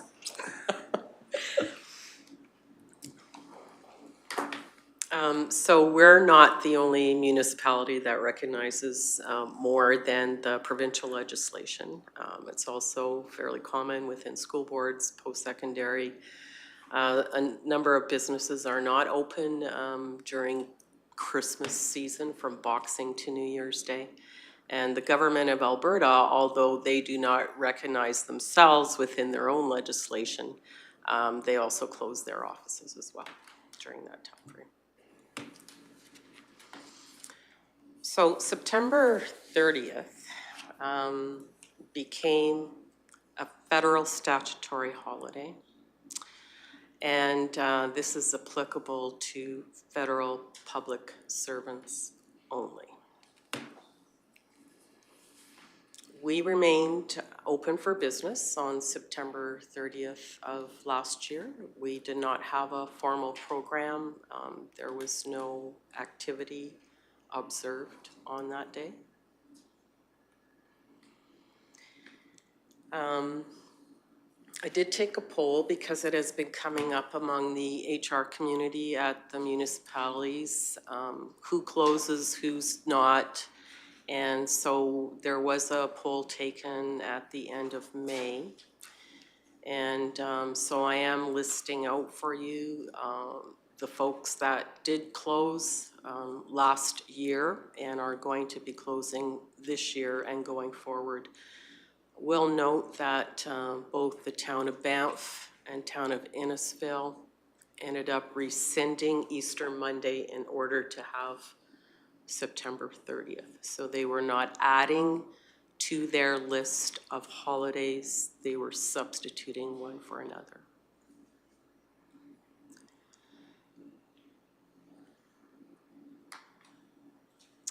So there's a number of municipalities that are, in effect, going ahead with this particular day and recognizing it as a general holiday. These two municipalities also indicated they are observing this year. They did not observe last year. And that included Rocky View County and the town of Rocky Mountain House.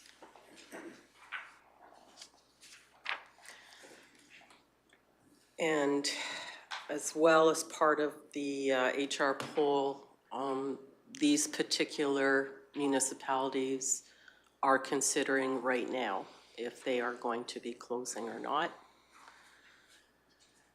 So I wanted to bring this information to council just so that there is information for you to consider what others are doing around you. And I know it's kind of reminds me of being a kid again, and my parents always saying, well, just because all your friends are doing it doesn't mean you have to. But on the other hand, I think that there is some politics connected with this particular holiday, and maybe that's also a consideration for you as well. So what would it mean if we did close on that day? So payroll took an amount. This wouldn't be exact. When they ran the report for me, it was the number of people that we paid for a day, on a given day. So if we have a few more people on staff, that money will increase.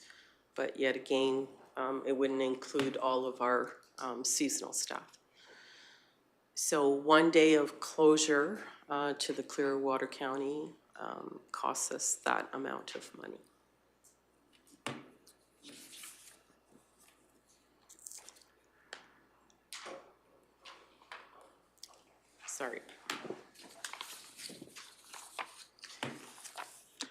Sorry, that's it for that part. Okay. Thank you. Questions? I would have one question, knowing that sometimes takes municipalities time to react. The federal legislation came into effect for the September 30th of last year. Correct. Was the legislation much previous to that? Did it give time for municipalities to react to an upcoming federal legislation, or was it kind of, oh, we're enacting a federal statutory on this day, and municipalities didn't really have a time to react? It's actually up to each province if they want to observe it or not, and then the municipalities and the school boards, et cetera, within that particular province.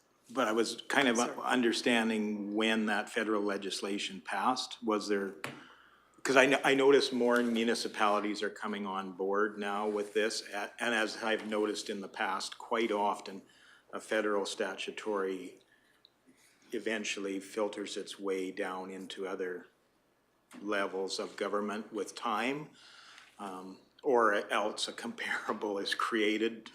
If people want a greater identity to their own province or municipality, they may create their own, but just kind of getting a feeling for, was it something that was a year ahead of time, or was it something that was only a few weeks ahead of that date, and how people react? I don't know. Question. Don't know about the feds either. There you go. Sorry, I just had a train of thought and now it's gone. Sorry. Because I'll just relay that the first I knew of it being a federal holiday was basically when it was, people said, oh, tomorrow is a federal holiday. So I don't know if that legislation was highly publicized, or so that other provinces and municipalities had a chance to react. So go ahead, please. I recall last year that at the time when we had discussed it at leadership team meeting, we were actually going to take a wait-and-see approach to see what the province of Alberta did. I don't believe that the province is moving on this particular day. Okay, thank you. I'll go to Councillor Melhoff, please. Thank you, Reeve. Is there courses or seminars or training opportunities that we could utilize for staff towards the different numbers of the points on the TRC that could be more beneficial than a day off? Like being close to the public, but using it as a development piece? Is that even something that's available? I know of one particular program because I had started it last year, but it wasn't one day of training. It's actually ongoing training, and I only completed half of it, to tell you the truth. Yeah. And that was actually a free course, and it was offered through U of Alberta, yeah. And approved by the different native bands. Yeah, we did the blanket exercise here a couple weeks ago, and I found it extremely valuable. Maybe doing things like that that could actually work towards the different values that the TRC is putting out, in particularly the first 9, et cetera, that they have said that municipalities should work towards. Maybe that be more valuable than just a day off. Now, I could be totally off base, and it may not be even appropriate for me to say we shouldn't have the day off. To actually work towards growth on this rather than just being off, I think would be more valuable. And Councillor Graham. Thank you, Reeve Lougheed. Is there any way that we can remain open, but it can be extended to people who would like to go to I don't know if event is the right word, a program, perhaps in respect to this, they have that option and they receive their money that they would receive if we were to be shut? I don't know if that's an option because I don't know what the correct procedure surrounding this day is or anything, but I don't know. I think that people who want to, serve their respect towards it should have that option. I don't know. Mr. Ammons. Thank you, Reeve Lougheed. I believe I'm getting a flavor of, at least where Councillor Graham and Councillor Melhoff are going. To remain open, but recognize the day. The only thing that would concern me is if anything is even offered that day. Yeah. To try and find it. But we could definitely put together through our communications department a solid communication plan and email out recognizing the day. I personally tend to agree. For those of us who have families in military and tend to hold Remembrance Day closer to our heart, tend to remember what that day's about, whereas others, it's just a day off. So I do think recognizing the day is important. I personally don't know if a paid day off does it justice. That's from my perspective anyway. And I'd maybe just chime in my perspective too. I don't think the two things should be mutually exclusive. I don't think there should be any reason that we would exclude having more cultural awareness type training and having a day that recognizes the importance of those principles in the TRC. Really kind of really has us all take a moment and say we're not nose to the grindstone today. We're going to be mindful of what's important within our larger community. Councillor Swanson, please.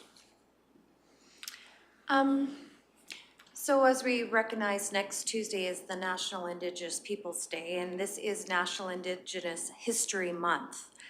To me, the September 30th is a whole different dynamic on, it's more about the truth and reconciliation. So we gotta, I'll just say, navigate between all that's happening. So to me, the blanket exercise is more towards what we're doing now, June, History Month, national, whereas the Truth and Reconciliation brings a different dynamic as far as maybe that's opportunity. where there's more opportunity. There is, I know of an online Indigenous courses that you can take. There's more to do that if we feel that that might be something that they can take. I'd like to see the province move in this direction for September 30th, but I agree with Reeve Lougheed in regards that we can, as far as a statutory, holiday, let the province dictate, just like Family Day in February. Maybe that's where that needs to go, but we can observe the day like Reeve Lougheed has said and go about it that way. So there's so much that we can do. We can get pulled on every kind of culture in this. So to me, it's I don't necessarily want to close, but I'll just say let our administration want to observe what they want to observe at that particular point in time. So if that makes any sense, sorry. Ms. Serhan? Yeah, I just wanted to speak to the financial aspect of the wages and benefits for the day. So whether we're open or closed, that's the cost. It's not like it's gonna cost an additional $46,000 or $47,000 to close the office. Those salaries are paid, whether it's what you choose the staff to do that day. Do you choose them to have a personal day where they observe it, the Truth and Reconciliation personally, or do you do it as a corporate function? And I might add that if there is something that's pressing that has to happen that day and it's a paid day, then payroll would have to reconcile that. So there might be extra costs for that. But as far as staff that are typically working that 7 or 8 hours that day, there would be no additional financial impact for that day. Ms. Anderson? Sorry, I guess just as information, and I'm not trying to paint you into a corner either, but it's just the awareness that there are a number of municipalities around us that have already made the decision. And I think for myself, I almost would just suggest to council what the optics would look like if we're not observing this day in terms of the public, when there are so many others around us that have decided to do something.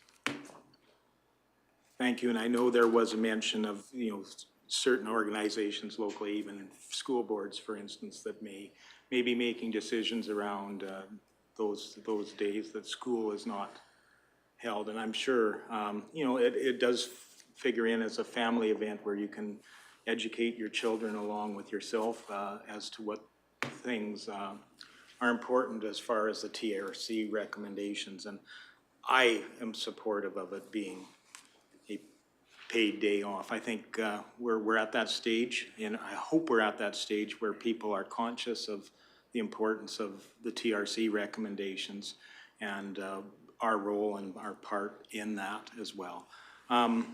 Deputy Reeve Northcott. There might not be any information available, but I'm just curious about the private businesses in the area, like business owners and private sector. Just if there's any information on business owners and their stance on, like, their position on September 30th. Ms. Anderson. Sorry, Jordan, that wouldn't be something I would typically do. Again, it's what are the other municipalities doing for us, but I don't know if that's something that actually economic development might be able to pull, because they're very close to what's happening in terms of local businesses. Yeah, I didn't expect to have an answer, but just out of curiosity, it was just a thought that I had. I was just curious. Thanks. And Councillor Melhoff. Thank you, Reeve. I thank you for adding in the wages and benefits, how much it's gonna cost, but I'm I'm trying not to look at that whatsoever. It shouldn't be about the money. It should be about what that day represents and how we can betterly equip people to make steps towards the recommendations on the TRC. And I don't know that it being just a day off is gonna make steps towards that. We sometimes, like myself, I had never done the blanket exercise prior to it being booked for me and me attending.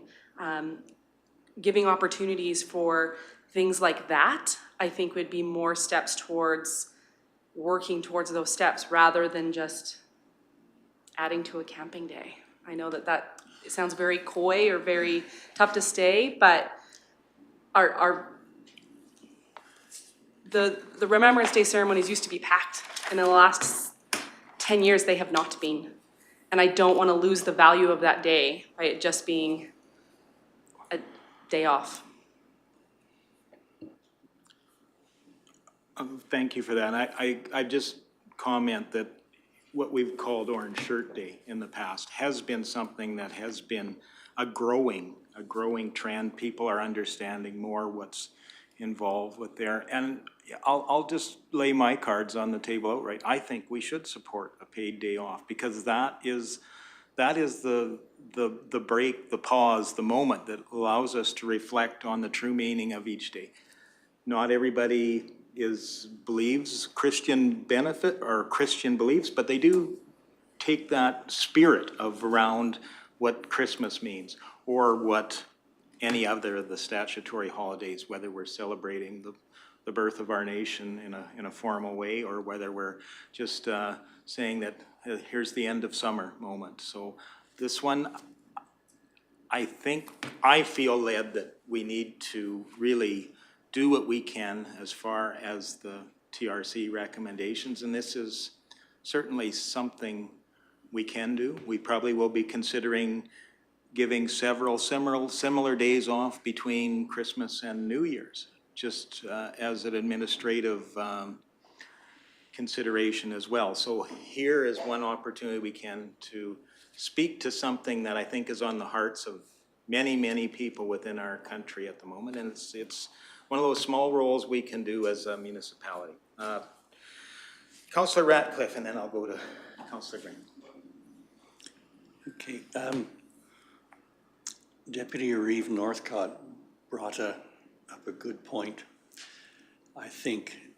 And, you know, so on the one hand, we have the optics of what other municipalities are doing, but then we have the one of where the rest of the community is working, except the county isn't.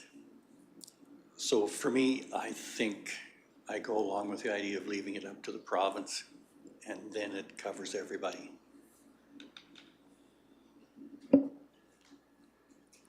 Thank you for that.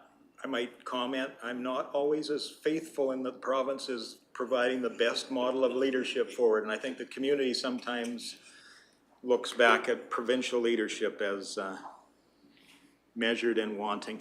Councillor Graham. Thank you, Reeve Lougheed. You mentioned something that kind of struck a chord with me and sort of changed my perspective on it. In mentioning the days off around Christmas time that we give, those are just kind of for the staff and to make for them to be able to enjoy that time. So it would make sense for us to have a day like this and take it. I don't know the words I'm looking for.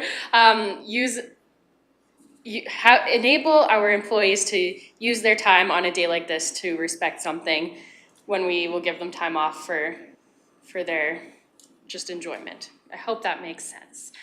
Thank you for that. And Deputy Reeve Northcott.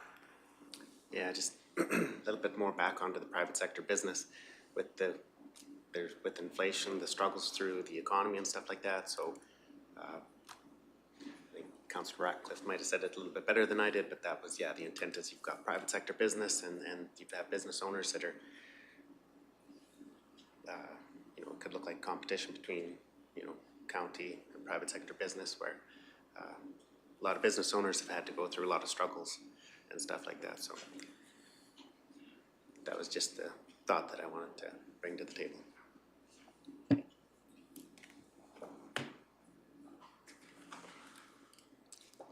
additional questions?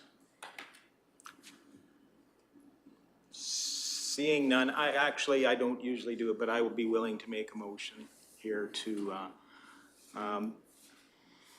recognize National Day for Truth and Reconciliation on September 30th as a paid day, to coincide with the federal statutory holiday.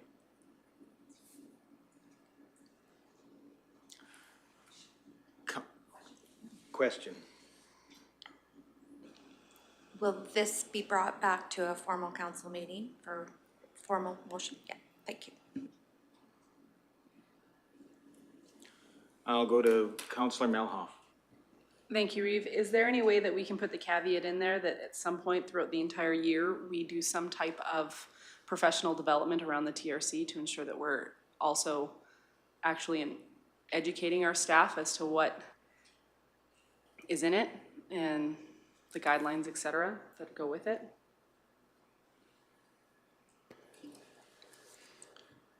We can definitely open it up to staff that are willing to participate and offer that.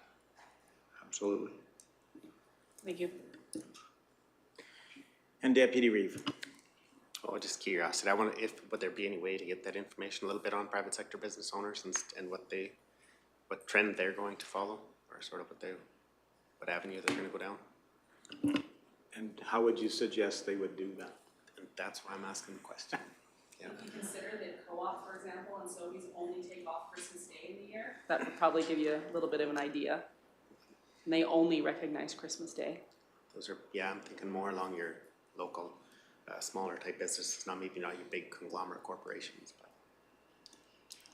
but. Ms. Anderson. I don't want to assign somebody workload, but I think this would fall under economic development because they would have, you know, they're very connected with the local chamber and. Thanks.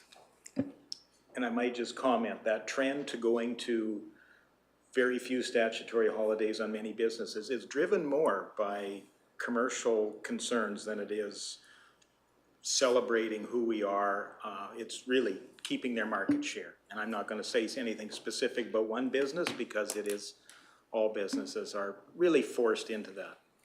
There was a time that this community here didn't have business on Monday to allow people that had worked on Saturday to have, and that's went away because competition, right? So, okay, further discussion on the, I guess, motion before us? If not, I'll call the question. All those in favor? And those opposed? Okay, I guess that's defeated then. Tie would be defeated in the case of a tie. So, Councillor Swanson. I would make a motion to bring this back to recommend to council, that the committee recommends to council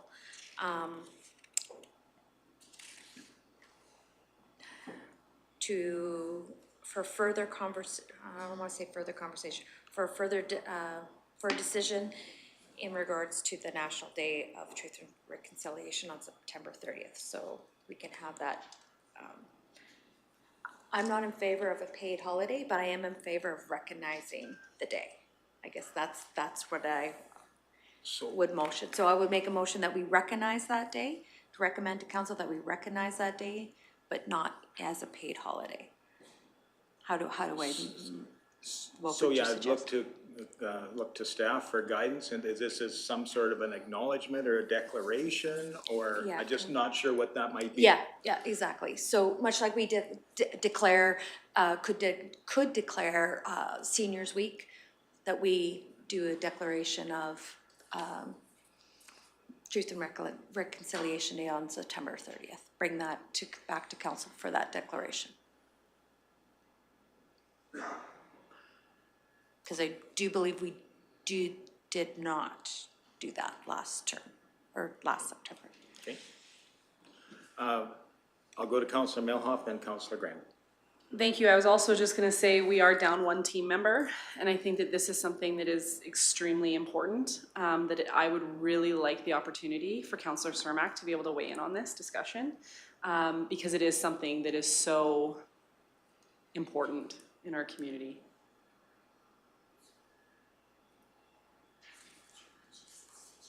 So I'm just, Bringing it back to a council So- meeting would give Brian, Councillor Cermak the ability to weigh in on this. right, I think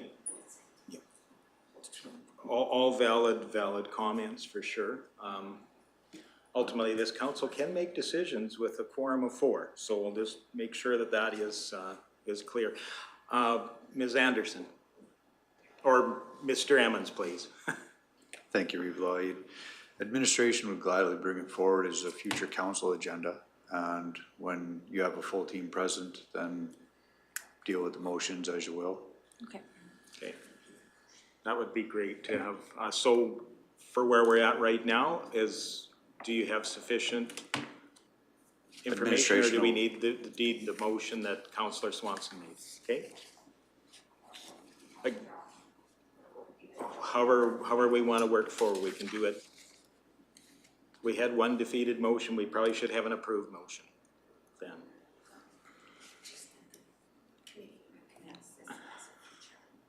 Again, I don't want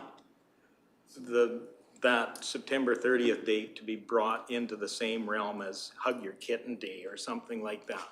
Not to put it lightly, but you know, sometimes we make declarations to promote an event that's happening within our community. This isn't an event happening within our community. This is a national recognition of all those principles in the TRC report, I believe.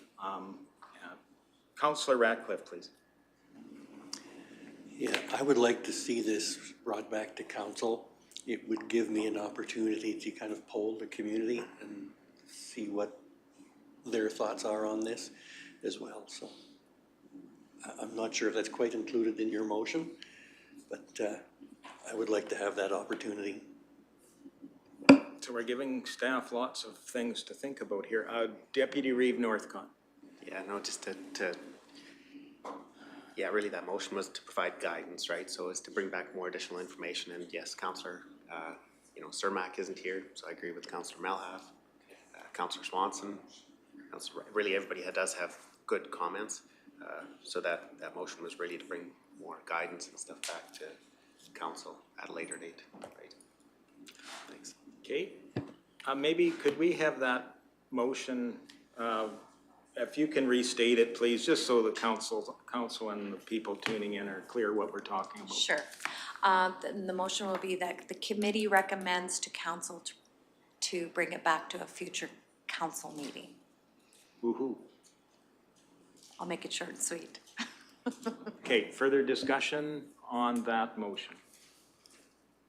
Seeing none, I call the question. All those in favor? And that is carried. Thank you.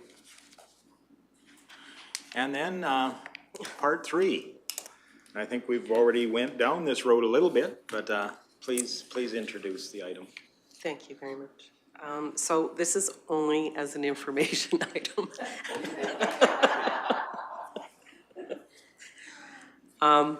So just to, again, as information, a little bit on attraction and retention of staff. So one of our core values is that county staff are valued and that the county endeavors to be an employer of choice and encourages personal and professional development. And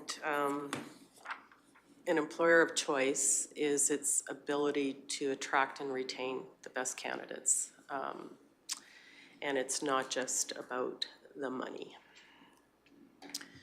So I took a gander, and it was interesting to me about there is an employer of choice awards program within Alberta, and a number of companies, primarily private business, but some public sector, also do put in their applications, and those are weighted out in terms of the workplace, the work atmosphere, the type of benefits that are offered, vacation and time off, communications, performance management, training and skills development, and community involvement. So it's interesting that within this past year, there are a number of organizations across Alberta that did receive this top commendation in terms of their ability to attract and retain. And I have listed them out. There was only one municipality that was involved in this mix, and that was the City of Edmonton.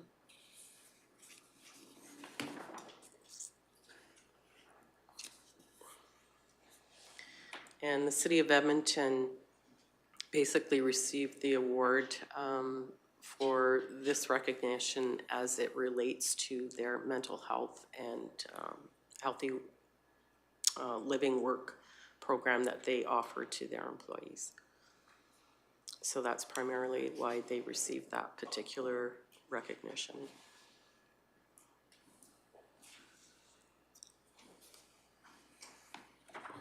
In terms of going back in the past, the only rural municipality that's ever been recognized as an employer of choice was in Lac La Biche County, and that was back in 2018.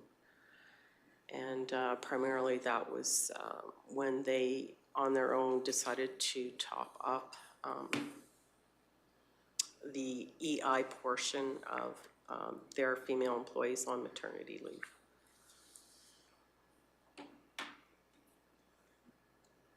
So I know when we discuss this and take a look at it, both from a recruiting and retention point of view, and also with my dealings with the hiring departments, that there are a number of positive things that we offer, and we try to gear both our interview questions and as well as some of our recruitment ads, that we do have the opportunities of offering challenging and interesting work with steady hours, which is a big bonus for a number of people. That we do appreciate and are committed to providing our employees with a work-life and family balance. There is opportunity for our staff to apply for other competitions that we ourselves are offering. We are very supportive, as our CAO has indicated, of training and professional development. We believe that we do have competitive salary and benefits, and we also believe that we offer a positive workplace culture. Some of the challenges that we find when we are recruiting, especially if we are bringing someone in from outside of the county to relocate to our county, there could be limited opportunities for the working spouse. We also do not have within our organization any type of career pathing. We do encourage professional development and training, but basically we leave it up to each individual employee to figure out what their goals are and to figure out where they could be. That could even end up being crossing over into other departments. We don't offer specific across the board training. It really is determined on a departmental basis, with the exception of health and safety. And we also know that, unfortunately, in terms of costs, it's our benefit costs that that continue to increase with our carrier, and that's based on our staff demographics. So the particular challenges that we've had within the past 2 years of recruitment are with finding a planner. Interestingly enough, I think that this is one profession where we can't poach from other municipalities. Planners, as a rule, and they have their own website, they take their own satisfaction surveys, and wherever planners are working, that's where they want to stay. The only ones that would be looking for a move are those that are specifically interested in being promoted into a management level position. And that's when most of them are looking to relocate or move. We've also noted that when we have asked for specifically civil engineering technology credential, we get very, very low numbers of applicants. Likewise, depending on how the Alberta economy is doing. When the provincial economy is down, our applications will increase for Class 1 drivers. But if the province is doing well, it's extremely difficult for us to attract anyone to work for us when the economy is doing well. Also, with any of our IT and financially related specialty positions, the more that we're requiring either by way of designation or specialty area, the harder it is for us to recruit them. So again, this is just as information only.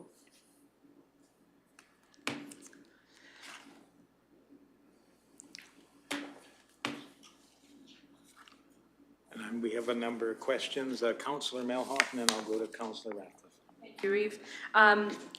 Considering that our staff turnover seems to be, or the perception is that is negligible, we don't have a ton of staff turnover. In fact, our CAO missed us so much that he that he came back. So perhaps we're not on the list due to our location and proximity to the other industries in our area, not necessarily due to us not being a employer of choice, or at least that would be my hope. And if we have any, if Min has any suggestions on how we can look at those other areas where we can look at bringing people forward, I'd love to work with you and create policies or procedures that are needed. Mr. Emmons, please.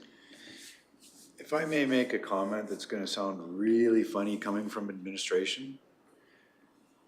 If everybody keeps trying to keep up with the Joneses, the bar gets unobtainable. I worry when the expectation gets so high that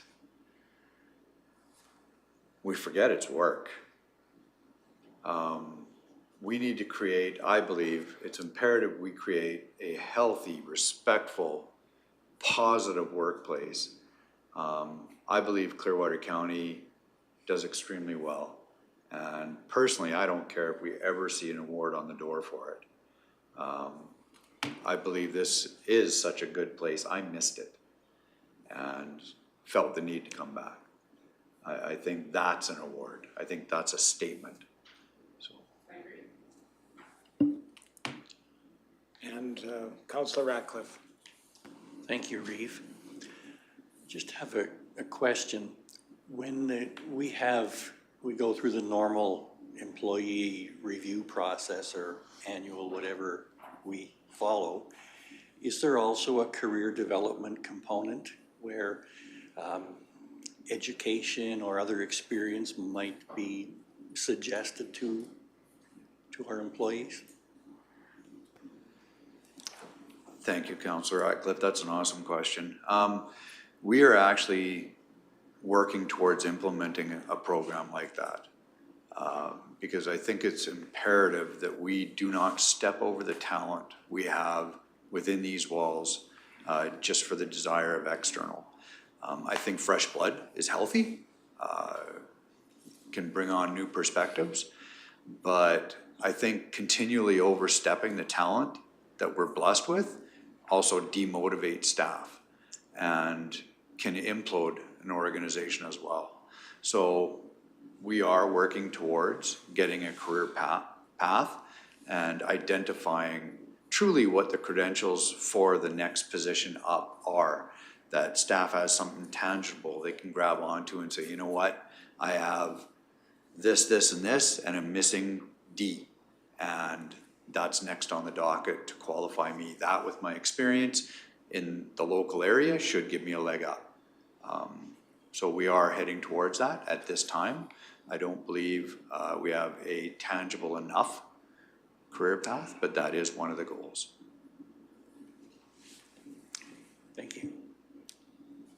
Ms. Anderson. If I can just add on to Rick, I think that we do want to move towards that. My own personal opinion is that sometimes we still tend to be very siloed. And because professional development is determined on a departmental basis, if I've got a really great staff, maybe I don't want ag to steal them.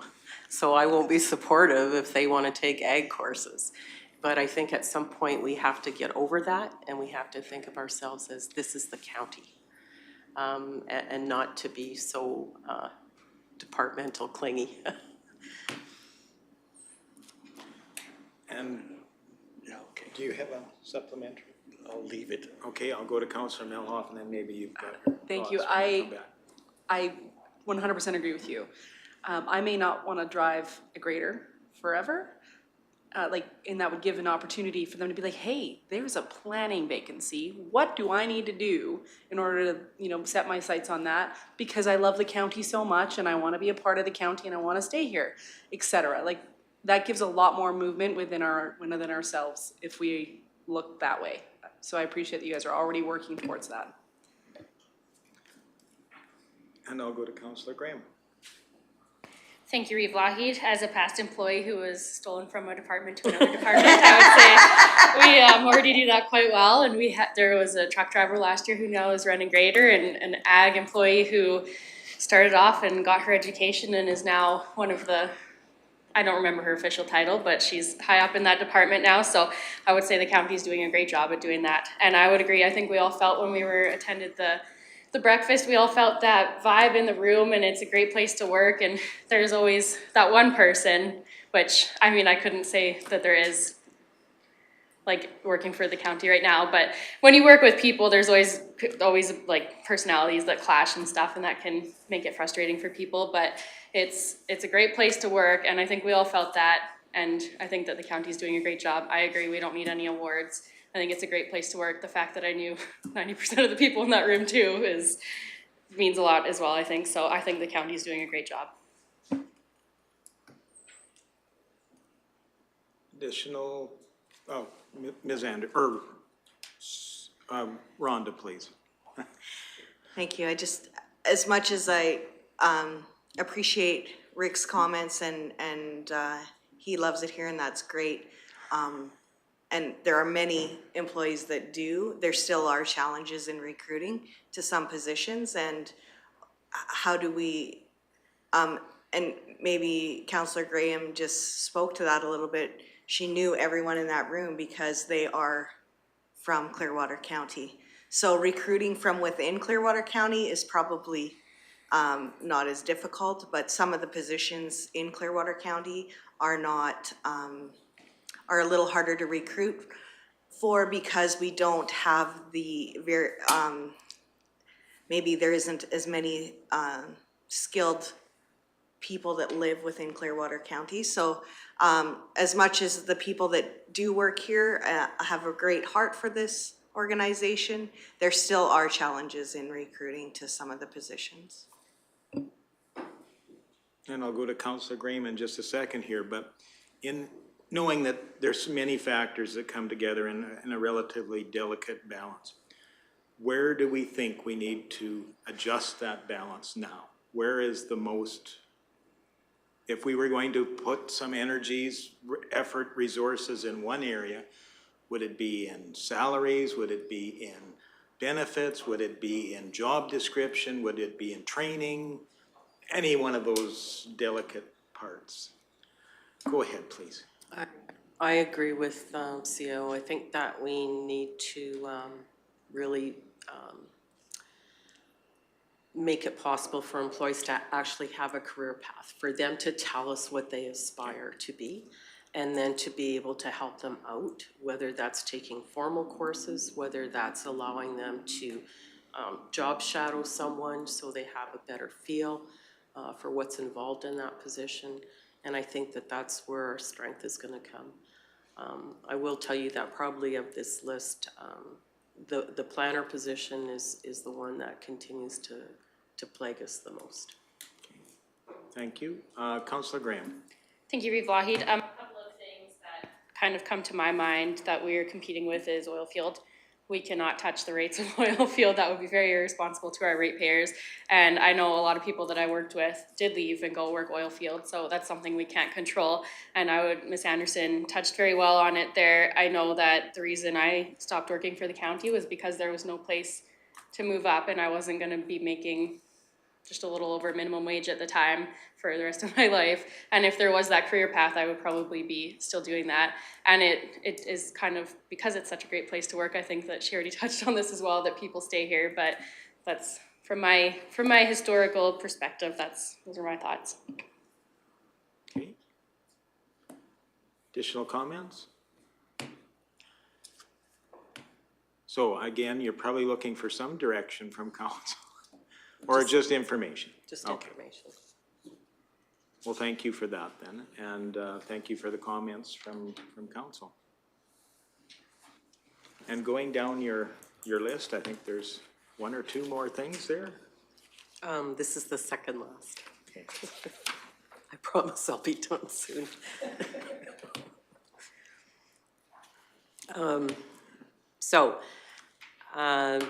Just as a quick reminder, although I'm sure you're aware of it,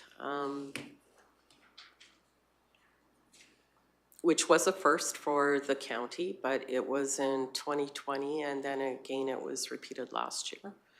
The council did provide the work days off as paid time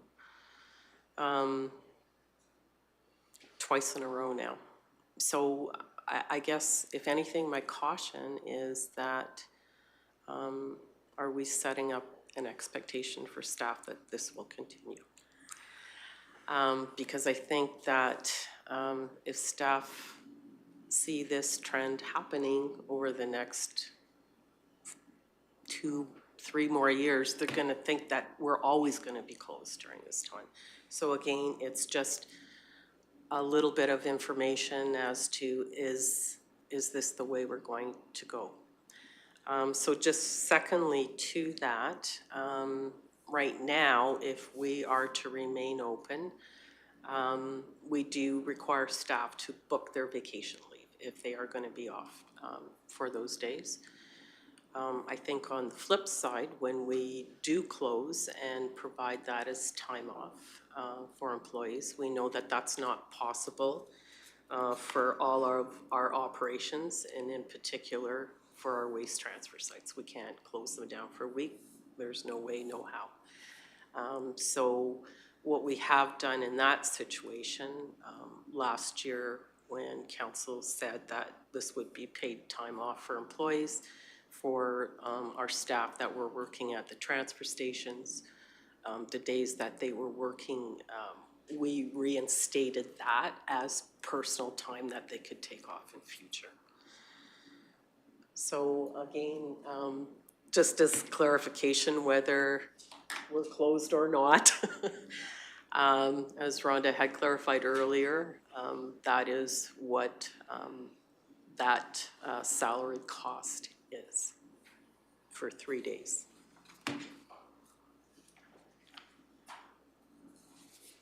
Okay, we have a number of questions. I believe I'm going to go to Councillor Swanson first. Thank you. I believe in the past, I know the decision in 2020 was for the council to have those particular days as paid days off was in lieu of the COVID experience, because that was the first year COVID had come in, and it was such a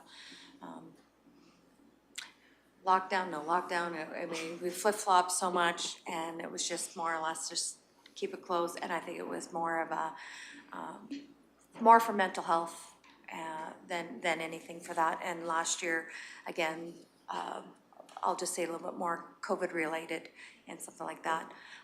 For myself, I believe that, you know, we were, it was a generous gesture at the time, but back as, to me, it's back as business as usual. We can't, it is a nice to have, I will say, but there are businesses, private businesses that do open the rest of in our county that are operational. And like you mentioned before, Waste Transfer is operating as usual, so there's no ways about that. So, to me, it's just, it was a gift, and I would go back to what we had in the past. And Councillor Radcliffe. Thank you, Reeve.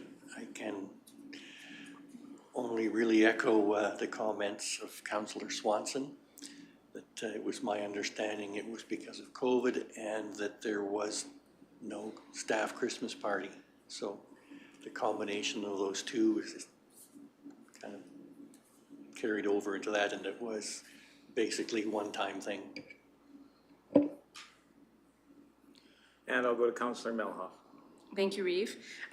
Do we have an idea of how many personal days, holidays, vacation that staff already have that they could utilize to take this time off in between if they so chose to take the time in between off? Staff do have a lot of opportunity to use different types of leave that are available. Even on the public works side, we do have staff that incur overtime as an example, so they can bank that time and use that as well. Perfect, thank you. Ms. Serhan. I can speak to the office staff, that they would be able to utilize their vacation time, but if it stays open, then there needs to be a certain level of staffing required to ensure that they're not working alone and that the phone's being answered and there's somebody at the counter. So even though they would have access to days that they could use, not everyone would be able to do that because of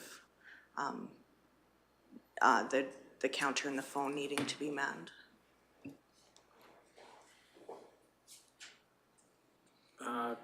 Councillor Melhoff, please.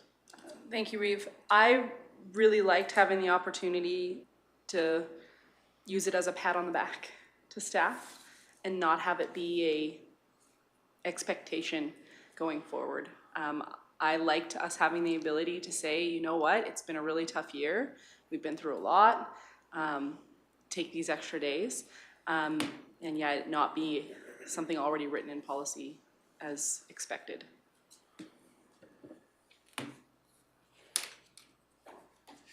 Additional comments? I would just say my comment, my understanding or my feeling, it was positively received. We were in the middle of an unprecedented crisis. And I think also that interaction between not only staff members and the public was something we were trying to really minimize, I guess, through the COVID experience, and really trying to keep the health of our community and the health of our staff at front and center. I think that was the consideration. I think it was favorably appreciated by staff at the time. I hope it hasn't created an expectation that that's ongoing. It's ultimately, I appreciate the comments around the table today, but yeah, I think it served us well at the time, and I think it's time for a review on that, so thank you. Now, anything you need from us specifically on that? Just the discussion. Okay. And then your topic number 5, please. Last one, I promise. Perfect timing. So just to give you a perspective, and the data is as of June the 1st. So this gives you a perspective of how many people we are employing. So in terms of our head count, we have 112 full-time and 4 part-time salaried staff. We have 5 employees with us that are temporary full-time, and they're under contract with us for a couple of years. We have been hiring a number of seasonal staff. As of June 1, that was an additional 40 people. And we still have a few more people onboarding with us, which will be in late June, early July. And at last count, we had 83 paid on-call firefighters, but I know that the department has just gone through a recruitment drive, and they are taking a look at hiring some more folks on for us. As of this date, we have one position not filled in agriculture, and also one not filled in planning.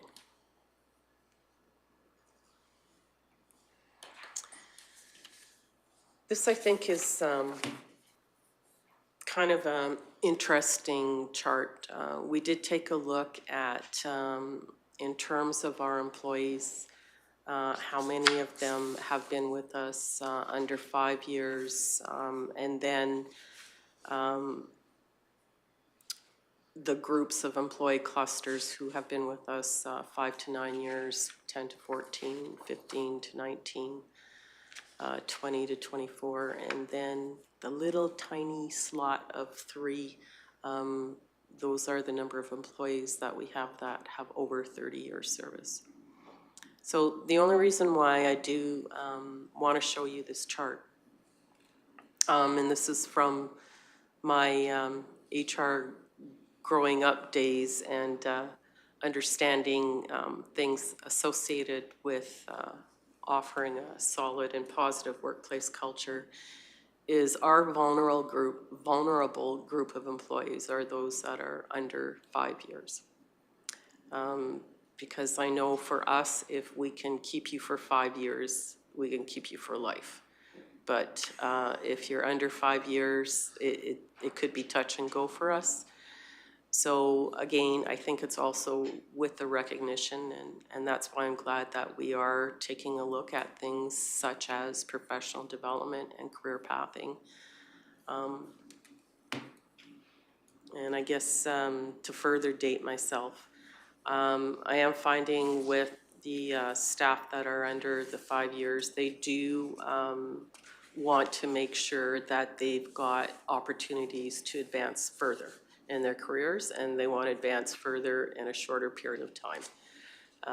When I was growing up and working in work world, it was always, well, you haven't paid your dues yet.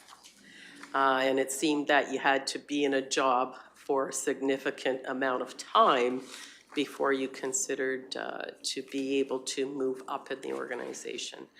I think that we have a different generation coming up in terms of that expectation and anticipation.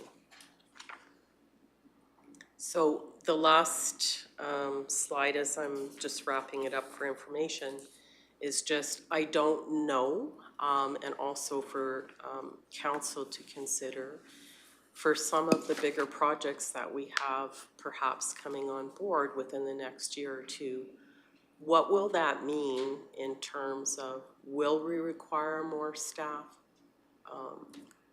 Do we need more equipment? Do we need more facilities? So I think that those are of gain, just as long as council is going through your very, very varied list of all the things that are coming up and your strategic planning session. That we just also want to be mindful as well is if we are starting to expand in a lot of different areas, it may very well be that you will have a number of departments coming to you asking you for more stuff.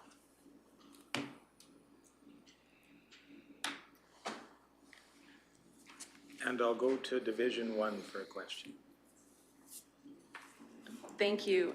You mentioned that under 5 years was kind of one of the bigger issue points. At the seasonal staff breakfast, I had the opportunity to sit with several just seasonal staff. I don't want to use the word just because they're very important, and just implies that they're not. That's not true at all.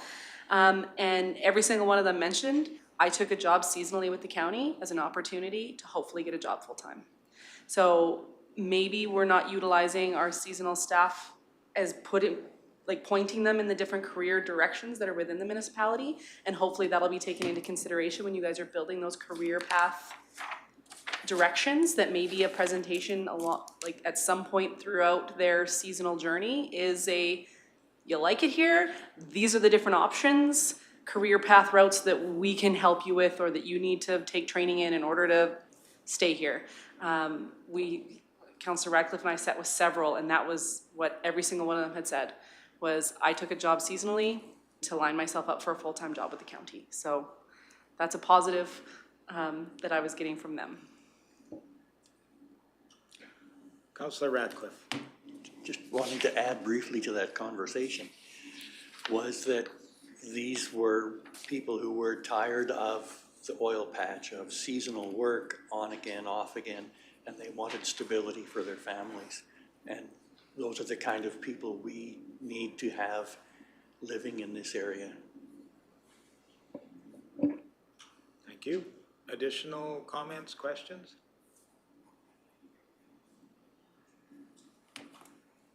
Deputy Reeve. Yeah, I don't know, as with private sector business, this chart looks pretty good. I mean, sometimes outside those doors, it's hard to keep somebody for 5 minutes, let alone 5 years. It can be difficult in private sector business to really, 5 minutes or 5 days.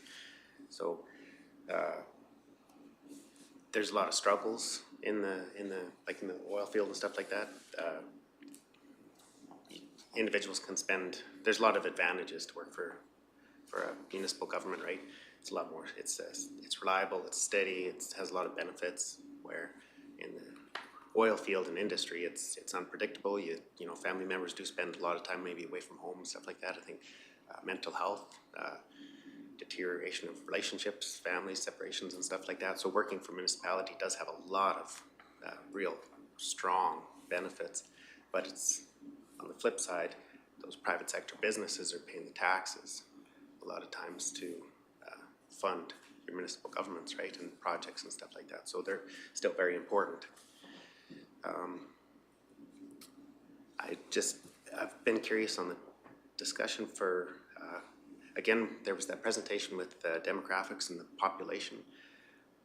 I'm just curious to what the number of employees from, I think it was 1996 is what the population and demographic presentation was.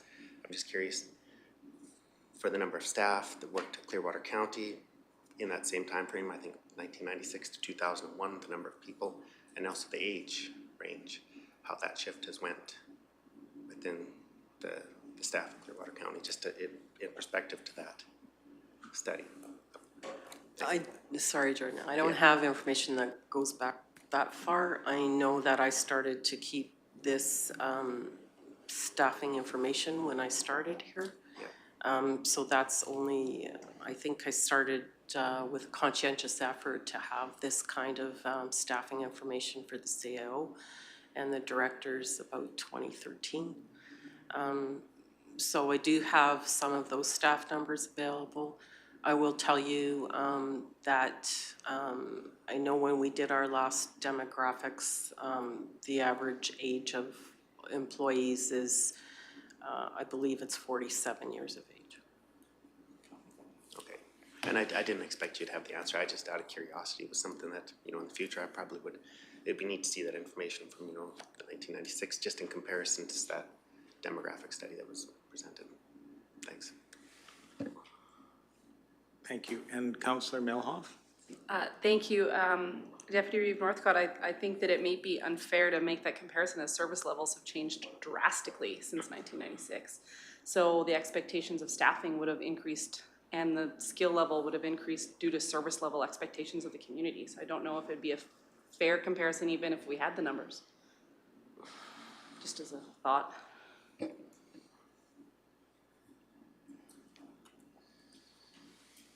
Deputy Reeve. Excellent. No, it was more, it's, I don't think I really had any comment on service levels or like that, but it's more for the population of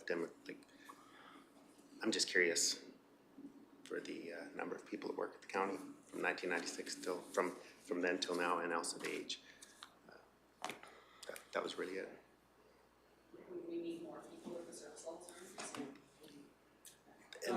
in that demographic study, it showed that we have a stagnant or decreasing population, so just in comparison, so I just, because if that study is showing that we have a stagnant or decreasing population, really, then that trend would be following that, right, so.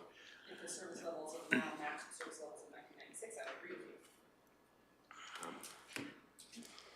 Probably go on all this. I know there was, in another municipality, had discussion with another representative there, and that same study that was provided by the Canadian government, that their council thought that study was just a little bit odd, and they actually conducted their own private one, and yeah, it was quite drastically different than the one that was provided, so I'm just looking for information. No, it's cool. Yeah, thanks. I think there's always an ongoing challenge here in Clearwater County in that we're resource rich, and when that resource-based economy is going strong, it tends to draw those people into that industry because, you know, I mean, essentially that's where the dollars are. And I think with many bust and boom cycles, many people have recognized the stability that a consistent employer like Clearwater County has provided in the past, and it just ultimately fits their life better, and I think they all enjoy being community builders too, so that's the feedback I've got. Additional questions? Well, was that any additional comments at the end? No, I just thank you very much for the opportunity to present information for you today. Well, thank you, and I think it sparked a lot of great conversation. I hope council understands more about the challenges we face and the opportunities we have as well here, so. Oh, thank you very much, and we do appreciate it. So I think that takes us to an appropriate time for a break. We'll maybe meet back at, 12:45 work for everybody? I know I don't see, yeah, I think 12:45 probably is the time.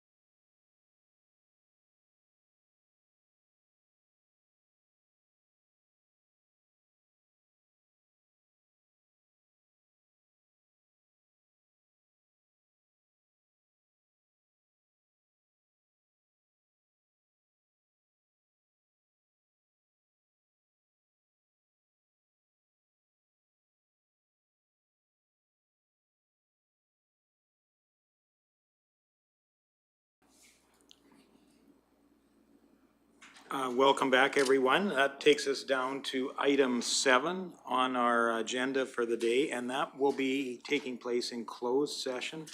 So I will need a motion to move into closed session. Councillor Swanson, further discussion? Seeing none, call the question. All those in favor? And that is carried.